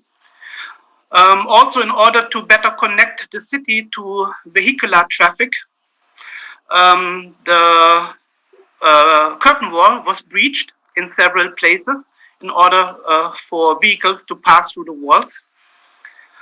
On the Pasig River side, the so-called Maestranza wall was demolished in order to build a quay for commerce where ships could load and unload their wares. And finally, the South Harbor was built in the 1930s. The South Harbor actually cut off Intramuros from the sea because initially it was right by the bay, right by the sea. But now it's actually inland, surrounded by land on all sides. So those are the changes that have been taking place. But luckily, Intramuros walls are still with us. To my mind, it would qualify as a UNESCO World Heritage Site. I think there are moves underway to hopefully get this done one day. Intramuros, in that regard, was lucky to keep its walls. In most European cities, the story was quite different. We have to understand that pretty much every major European city in the 18th century was surrounded by a star fortress, by the kind of defenses that we just discussed. And about 95% of them were demolished in the 19th century when they became militarily obsolete. And what did they do with this new one space? Well, they basically developed it. Well, here we have a picture of the city of Vienna. You can see the bastions, the star shape. not quite like a star, a little bit distorted in order to accommodate to the local conditions, to the local topography. But in principle, a star fort. And we see clearly the city has grown outside the walls.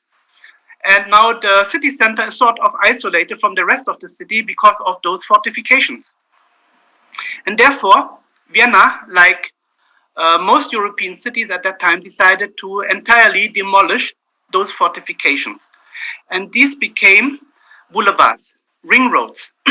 This is where new roads were put up.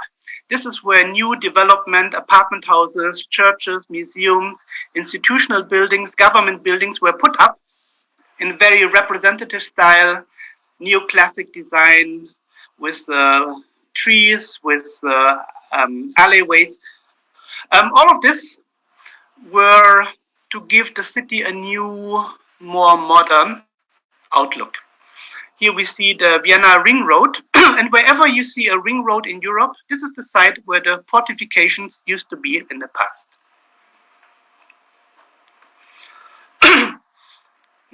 So the ring road is what we call a boulevard. Now, if you think of a boulevard, what is a boulevard? The word boulevard actually derives from the word bulwark. A bulwark is a fortress. Those ring roads were boulevards because they were following the path of the fortress that stood in its place before. In fact, many of the names that we see today still remind us of former fortifications that used to be in the place. And the most famous of all of these is, of course, Wall Street.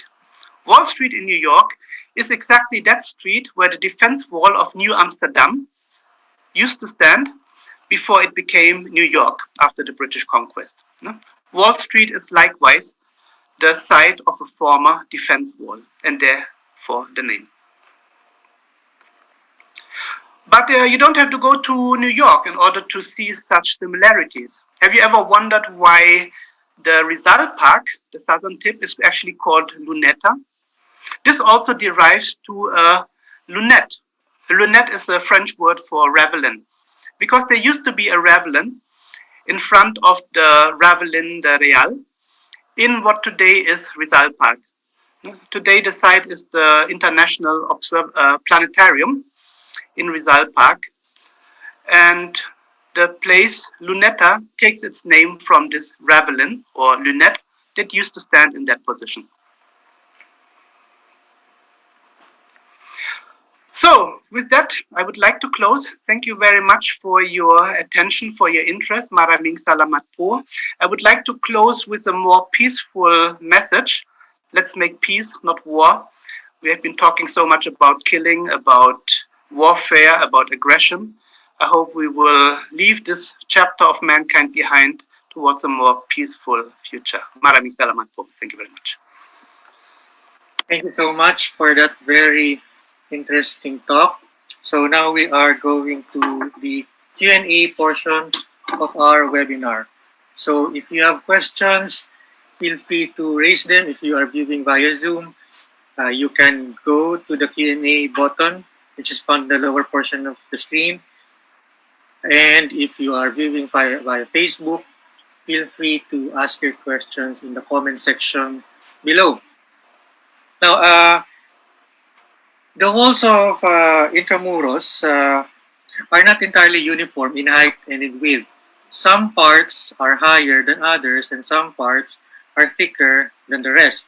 So we might see that, for example, those facing the sea are a little bit lower, while those facing inland are higher, etc. Why do you think this is so? Two reasons. First of all, historic reasons. As I pointed out, the walls were not all built at the same time, but in stages. And the thinner walls are the earlier ones, because that is the time when there was a transition from the relatively thin walls of the late Middle Ages to the thick walls of the modern era. So they are a remnant in a way. But there's also another reason. As I pointed out, fortresses like this are extraordinarily expensive. So you try to minimize, and you put your walls and your stones as much as possible where they are needed. And they are needed primarily on the land side, because it would be very difficult to attack Intramuros from the seaside. Why is that so? Because, as I said, Intramuros, before the building of the South Harbor, was facing the bay. No? It was almost facing the bay. There was only a very narrow strip of land between the Bay of Manila and Intramuros. Now, it would be quite foolish for an attacker to attack from that side. Why? Because there's no way he can take cover. He cannot even retreat because behind him is the water. Therefore, the seaside doesn't need as much defense as the land side. And therefore, the fortifications on the land side are much stronger, are much thicker, and are also a little bit taller. How about the material for the construction of the walls? Now, it can be observed that the walls are actually just earth, made of earth encased in stone. So if you're going to cut through the curtain wall, you're going to see that inside, it's just earth. Is this just purely earth, or is it mixed with stones? And the encasement, the stones used to encase the earth, it can be observed that the bottom part is all adobe or volcanic tuff, but the top part is usually made of brick, red brick. Why do you think is this the case? I would surmise it has to do with the properties of brick that I mentioned earlier. We have to imagine if you hit a stone with a cannonball, it splitters into 1,000 fragments, like shrapnel. So it's very deadly for anybody on the platform.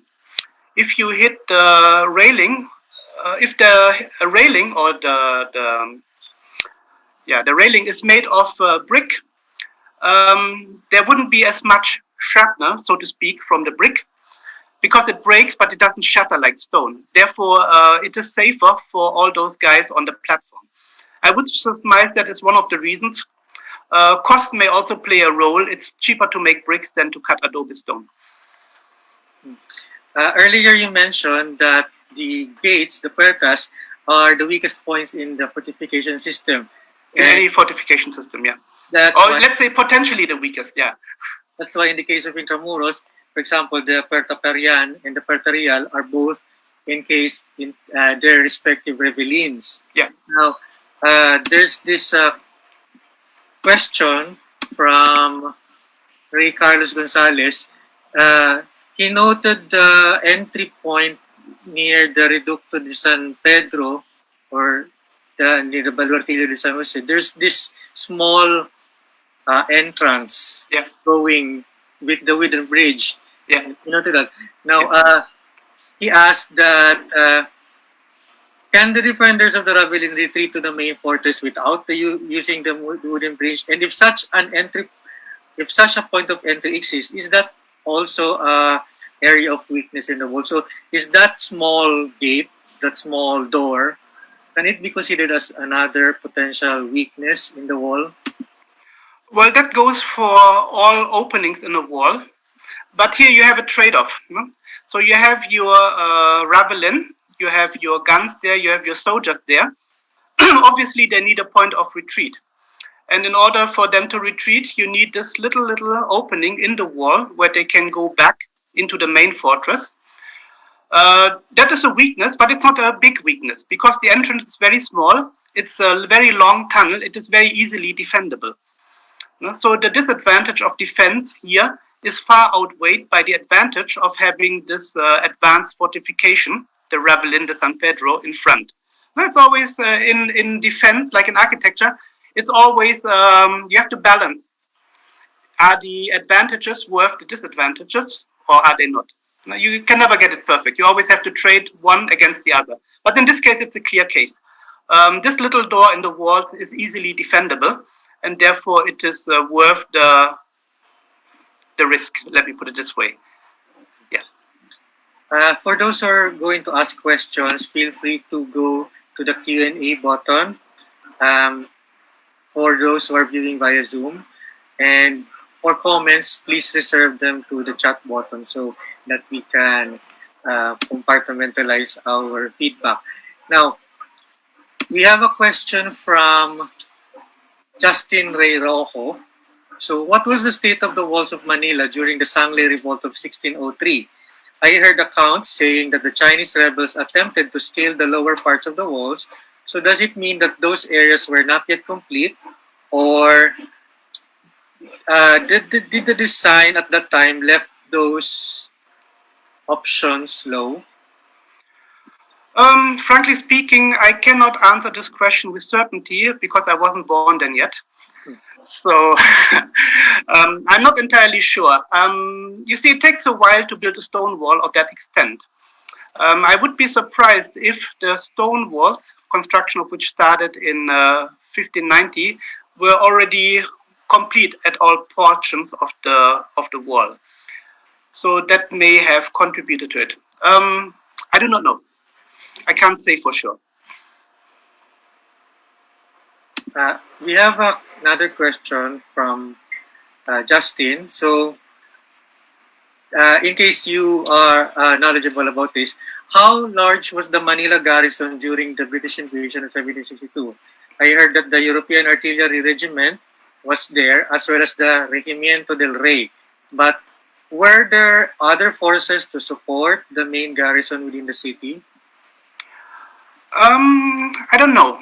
What I do know is that normally, let me just give a general answer. I cannot give you precise figures, but let me make a more general statement. Throughout the Spanish era, the number of soldiers stationed in the Philippines, as well as pretty much all the Spanish colonies, was relatively low. You had basically a small core force made of European soldiers, which was supplemented with locals who were recruited into the army. But this stationary force was relatively small. Why? Because it is very expensive to maintain. And it would only be in case of attack or warfare that those numbers would be bolstered by additional recruits or by additional troops being sent over from Europe or from Mexico. So it depends a little bit on how prepared the Spaniards were when the British arrived. If they were unprepared, you can surmise that the garrison was very small. If they were prepared, you can surmise that they already had quite some substantial recruitment. The exact figures, I can't tell you. I don't know. Thank you for that. Regarding the water in the ditch, in the moat, was the water there stagnant, or did it circulate? And if it did, where did it drain? It did not circulate, but you could adapt the level. So there was a sluice. What do you call it? Slide. There was a gate at which point you could actually regulate the height of the water. But once the water was in the ditch, it was stagnant, and that is one of the reasons why the Americans hated this moat so much that they immediately, as one of their first building activities in Manila, drained it. Because a stagnant place is the perfect breeding ground for mosquitoes and for malaria, and therefore it had to go. So no flowing water, but you could regulate it. You could regulate the height, you could drain it, you can raise it. That is possible.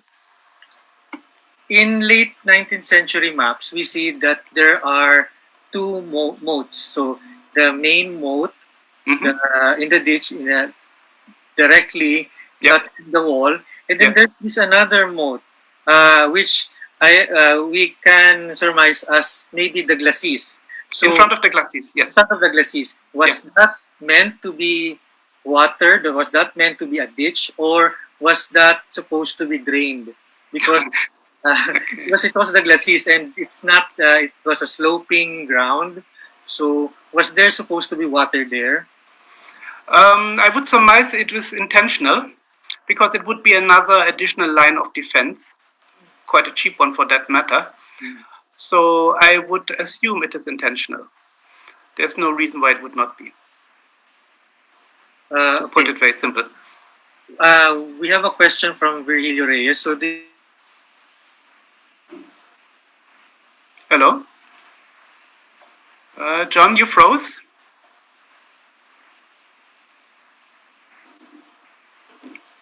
Okay. Okay, we will, Eric, this is Jeffrey. Hi, Jeff. I will read the questions. Yeah, so sure. You can read it. Okay, there's one from Ray Carlo Gonzalez. Can the defenders of the Ravali retreat to the main fortress without using the wooden bridge And if such a point of entry exists, is it an area of weakness in the walls? They can retreat from a Ravali across the wooden bridge, which they are supposed to destroy afterwards, either by fire or by blowing it up or whatever they do with it, through the tunnel and then inside the main fortress. So they can retreat. Is it a point of weakness? I think we had a similar question earlier. It is a point of weakness, but it is not a significantly bad disadvantage. In other words, the advantages of having the Ravali and this point of retreat is worth the the advantage of having the Ravali in front of the curtain wall is worth the weakness of this little gate inside the wall. There's no other way to retreat other than through the bridge. No, it's either that one or you're dead meat. Yeah. All right. Okay. There's another question from an anonymous attendee. He is curious if these fortifications be somehow used in the present day as protection or isolation for situations, or like maybe wars at present, or any perhaps the pandemic. Did you say pandemic? Not really. I mean, we have seen during World War II. I mean, it's no coincidence that the Japanese used Intramuros as their last point of resistance because it's a natural fortress. It is the obvious place to go, even though it is technically, militarily obsolete in World War II. It is still much better a place for defense than, let's say, any ordinary barrio or quarter in the city because of the wall. Can it be used for anything other than that today? Well, certainly viruses do not know any walls. The advantage of a wall, of course, is that you have control to access. You can really easily close off a gated community, and Intramuros is nothing else but the Philippines' first gated community. It's easy to close it off. It's easy to control access and egress, and that is the advantage. Now, for example, when you say pandemic, well, if you close the 2 or 3 gates of Intramuros and you can control access, you can also control for COVID-19, for example.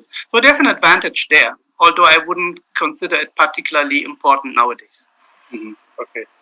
I think we have a lot of questions here. Maybe last 2 questions. Eric, if that's all right. Yes, sure. This one is from Ana Melinda Testa de Ocampo. Were the prisons used by the Japanese during the Second World War in the fort one that actually submerges the prisoners in the water, already in place during the Spanish period, or was it added later? Are we talking about the dungeons of Fort Santiago? Is that right? I suppose, yeah. If you are referring to the dungeons of Fort Santiago, this is let me call it an urban legend. It has always been surmised that the Japanese would actually dump their prisoners in the dungeons of Fort Santiago, where they would be drowned by the rising tide of the Pasig River or of the Bay of Manila. That's not true. And the reason for that is very simple. The dungeons were actually ammunition depots. This is where the Spaniards kept their powder, their gunpowder, their black powder. And obviously you wouldn't dump your gunpowder in a place that actually gets submerged during the tide. No, it's not true. People died there. That's true. It was terrible, very terrible, but not because of water. They died basically of overcrowding, of suffocation. Of course, in the end of the war, we also had Japanese soldiers just throwing in grenades and all this kind of stuff. But it is not water. No, that's not it. It's one of those urban legends. Okay. Last question from Dr. Wilson Chua. You mentioned Fort San Abad and Fort Santiago, but why was Fort San Felipe in Cavite not mentioned? There were the 3 defenses areas against invaders before an invader will be able to capture Manila. For the simple reason that Cavite is too far away to have any effective effect on defending Manila. The Fort San Felipe in Cavite serves to protect Cavite and the harbor of Cavite, but the range of the cannons don't reach all the way to Manila, as far as I know. Correct me if I'm wrong. Unlike Fort San Antonio Abad, which is relatively close to Intramuros. Okay. It has to do with the range of the cannons at that time.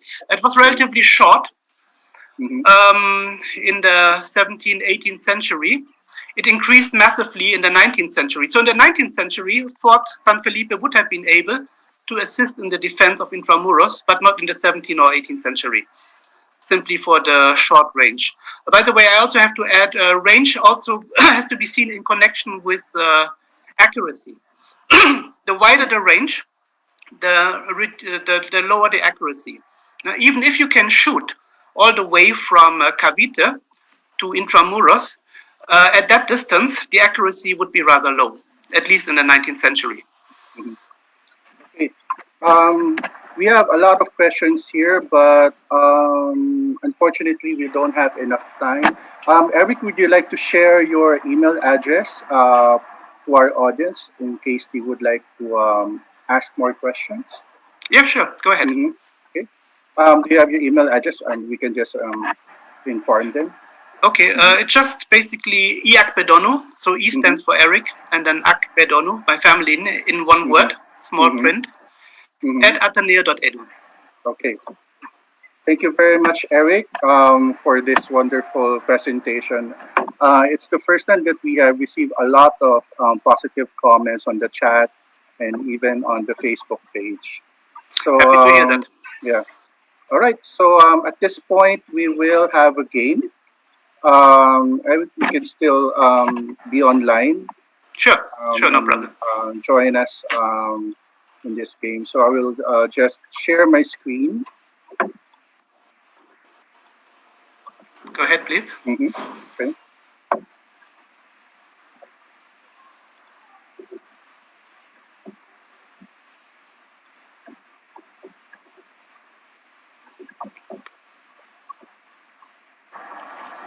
Okay. All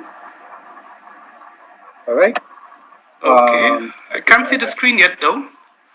Not yet. Okay, I can see it now. Yeah. Okay. Right. So we have a ILS mini quiz B. For those in Zoom, this is only for the registrants of Zoom. There's a code. Just go to menti.com, and the code is 7936437. You can also use the QR code on the left. So it's an Intramuros themed question. So if you listen to the lecture of Erik a while ago, I'm sure you can answer the questions. So I'll give you a minute to visit menti.com with the code 7936437 and scan the QR code on the left side. So if anyone can join, go to Menti, enter the code, put your real and full name. That's very important for us to make sure that that you're legitimate and that we can give the prize to your mailing address. All right. Okay. So I suppose everyone was already able to register via menti.com with the code or the QR code.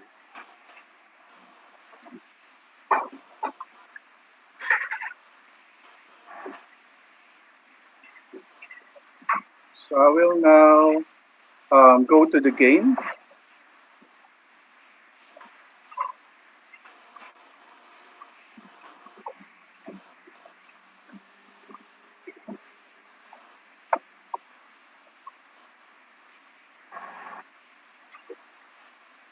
I'll do stop sharing first to ensure that we start the game.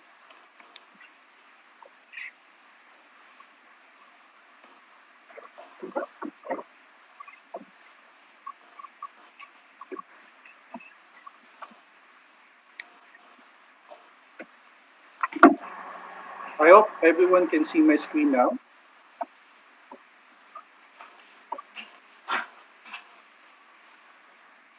So Erik, can you see the screen? Yeah.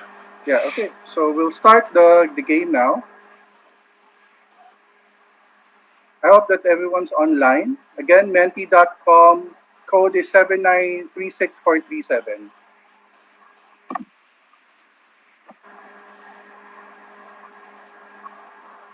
Okay, first question. Which of the following Spanish colonial cities was not walled? So you have 10 seconds. 3, 2, 1. Time's up. So the correct answer is Mexico. Yeah. Let me explain something to that. Sure. You see, all the cities that were fortified are typically along the coast. Why is that so? Because attack is most likely to come from the coast, either from other seafaring nations like the Portuguese, the French, or the Dutch, or from pirates. Think of Pirates of the Caribbean. They love to plunder cities, coastal cities.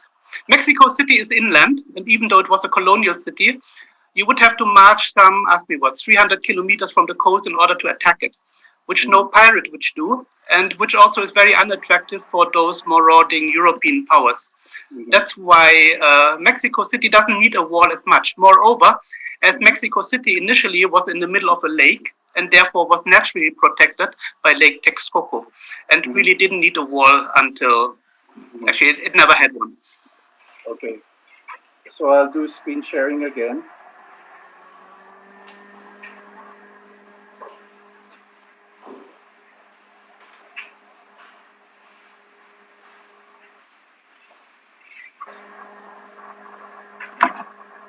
Eric, can you see my screen?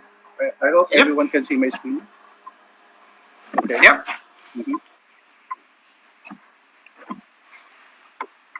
All right. We go now to the second question. What was the trade network that linked Manila with the Americas and by extension to Europe? Manila-Acapulco Galleon trade, the Silk Route, Trans-Saharan Trade Route, or the Amber Road? Time's up. Okay. All right. I think 95% of our participants got it right. It's the Manila-Acapulco Galleon trade. Exactly. All right. So we go to the next one. Okay, this is actually technically the third, but the second question. Okay, make sure that you answer fast. What was the round medieval tower built in Manila in the 16th century called? Torre de Guia, Torre de Manila, Torre de Santo Tomas, or Torre de Santiago? 3, 2, 1. Time's up. Okay. The correct answer is, I think 50 persons got it right, Torre de Guia. If I may also add a comment here. Sure. I think the Torre de Guia was the 16th century precursor to the Torre de Manila today. That's true. Okay, we go now to the fourth question, but it's actually question number 3 here.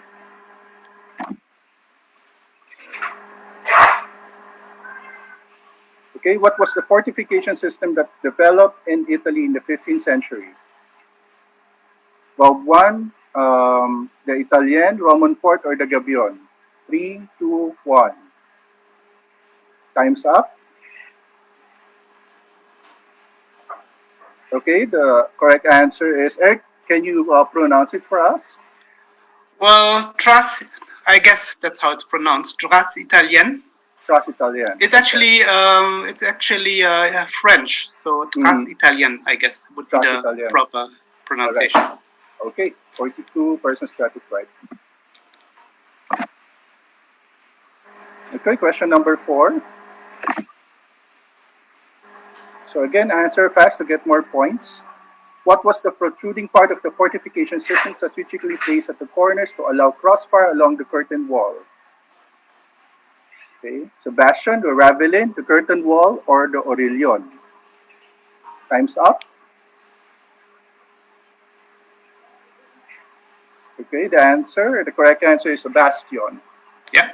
Okay. Okay, going on to question number 5. What was the defense feature that connected 2 bastions? The Bastion, the Ravali, the curtain wall, or the Orillion? 3, 2, 1. Time's up. Okay. The correct answer is the curtain wall.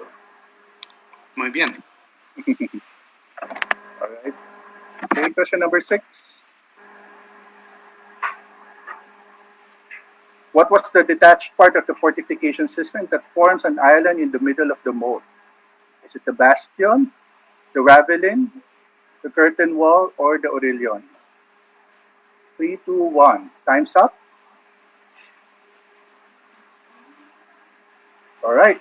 The correct answer is the Ravali.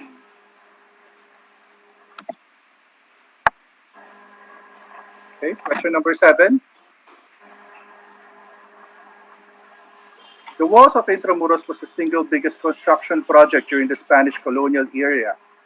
Is it true or false? I hope you were able to listen to Erik's lecture a while ago. Time's up. Okay, the answer is true. Yeah, it was a massive project, but spread over time, of course. Of course, that's right. Okay, we go to question number 8. What was the rounded portion of bastions that was used to protect cannons giving Untitled Fire? Is it the Bastion, the Ravali, the curtain wall, or the Orillion? Time's up. Correct. Yep. The answer is the Orillion. Okay, we're down to the last question, I think, or question number 9. What was the raised earthenwork that prevented direct artillery fire to the lower portion of the curtain wall? Is it the curtain wall, the glacis, the fossa braga, or the Ravali? 3, 2, 1. Time's up. Okay, the answer is the glacis.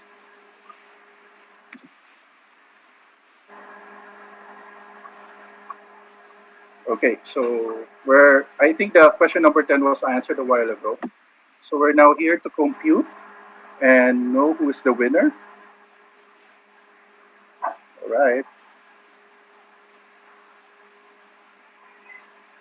Oh, that is faster than the American presidential election. That's true. Congratulations to Mark Penarendonno. Okay. Again, congratulations, Mark.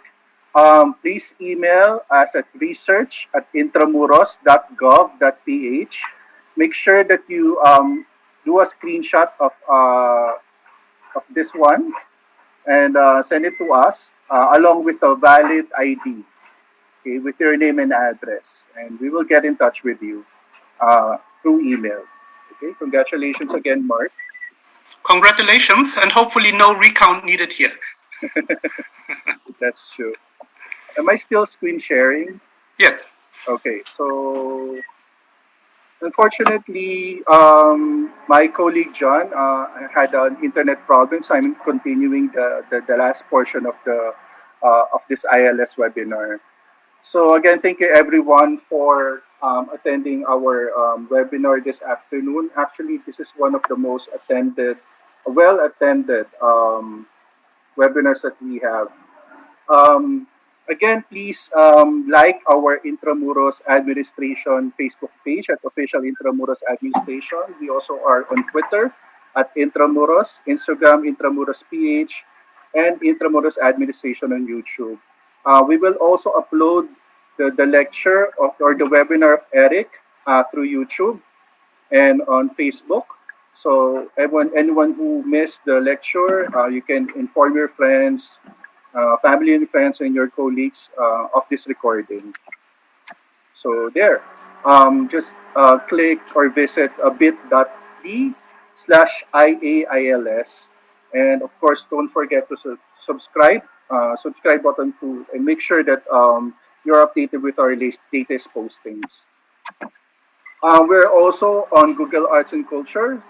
Please search Intramuros Administration as your keyword to actually take a look at our religious ecclesiastical art that's already available on Google Arts and Culture. It's also displayed at Museo de Intramuros. Unfortunately, it's still closed. So for the meantime, you can visit Google Arts and Culture. We would also like to take this opportunity to thank everyone who voted for Intramuros as Asia's leading destination. Recently, we received a wonderful news that Intramuros won as Asia's leading destination, and that we are again nominated this time as world leading destination. So please vote again for Intramuros. We will be posting more information about this voting process online in the coming days. We're also promoting our Young Scholars Conference, which will happen in the coming days and weeks. Perhaps we're looking at next month to start this second Young Scholars Conference. Okay. Next week, we're going to have another learning session. This time it's about food. So please register online through Zoom. We have 500 slots, so please invite your classmates, your friends, and family. You can also get a free e-certificate once you register via Zoom. And it's also available through Facebook Live. So the title is Tambay sa Pansitan, Luzon's Isla de Pansiteria Project. So we're collaborating with Jane Mondran Mercado, Avi Ben Andalesio of University of Santo Tomas. And this is next week, next Saturday as well at 3 o'clock. All right, Eric, would you like to say something before we end the session? Just a moment, let me reconnect. I have to open this. All right, sure. Okay. Would you like to share your screen? No, that's okay. Let me just say in general, of course, I'm not a military historian, but I'm always keen to learn new things. And should I have gotten anything not accurate today, feel free to write me and I'll be more than happy to integrate it in my next lecture and update it accordingly. We always learn from each other. That's true. Eric, would you like to share again your email address? That's Erik Akpedonu at Ateneo.edu, right? Akpedonu, E-A-K. Okay. E-A-K-P-E-D-O-N-U at Ateneo.edu. All right. I think everyone, I hope everyone got the email address of Eric because we have a lot of questions on the Q&A button, on Facebook, and even the chat group. A lot of people were very interested and very happy about the very detailed lecture about the walls of Intramuros. Again, thank you very much, Eric, for this wonderful opportunity. Let me maybe add one thing which is dear to me. Yeah, sure. There's an unfortunate tendency sometimes to condemn everything Spanish. We always talk about forced labor, we talk about oppression through the Spaniards, the suffering. All of this is true, of course, to some degree. We know it from the writings of Rizal and the likes. But we should not forget that this is what made us who we are. Well, you for that matter. But let me just call me as a Filipino for now. It is what made us. No? The Spanish experience is pretty much like Judas in the Bible. We wouldn't be where we are today if it hadn't been for the Spaniards and for all that came with it. And we should accept it as part of our heritage, and we should be proud of it.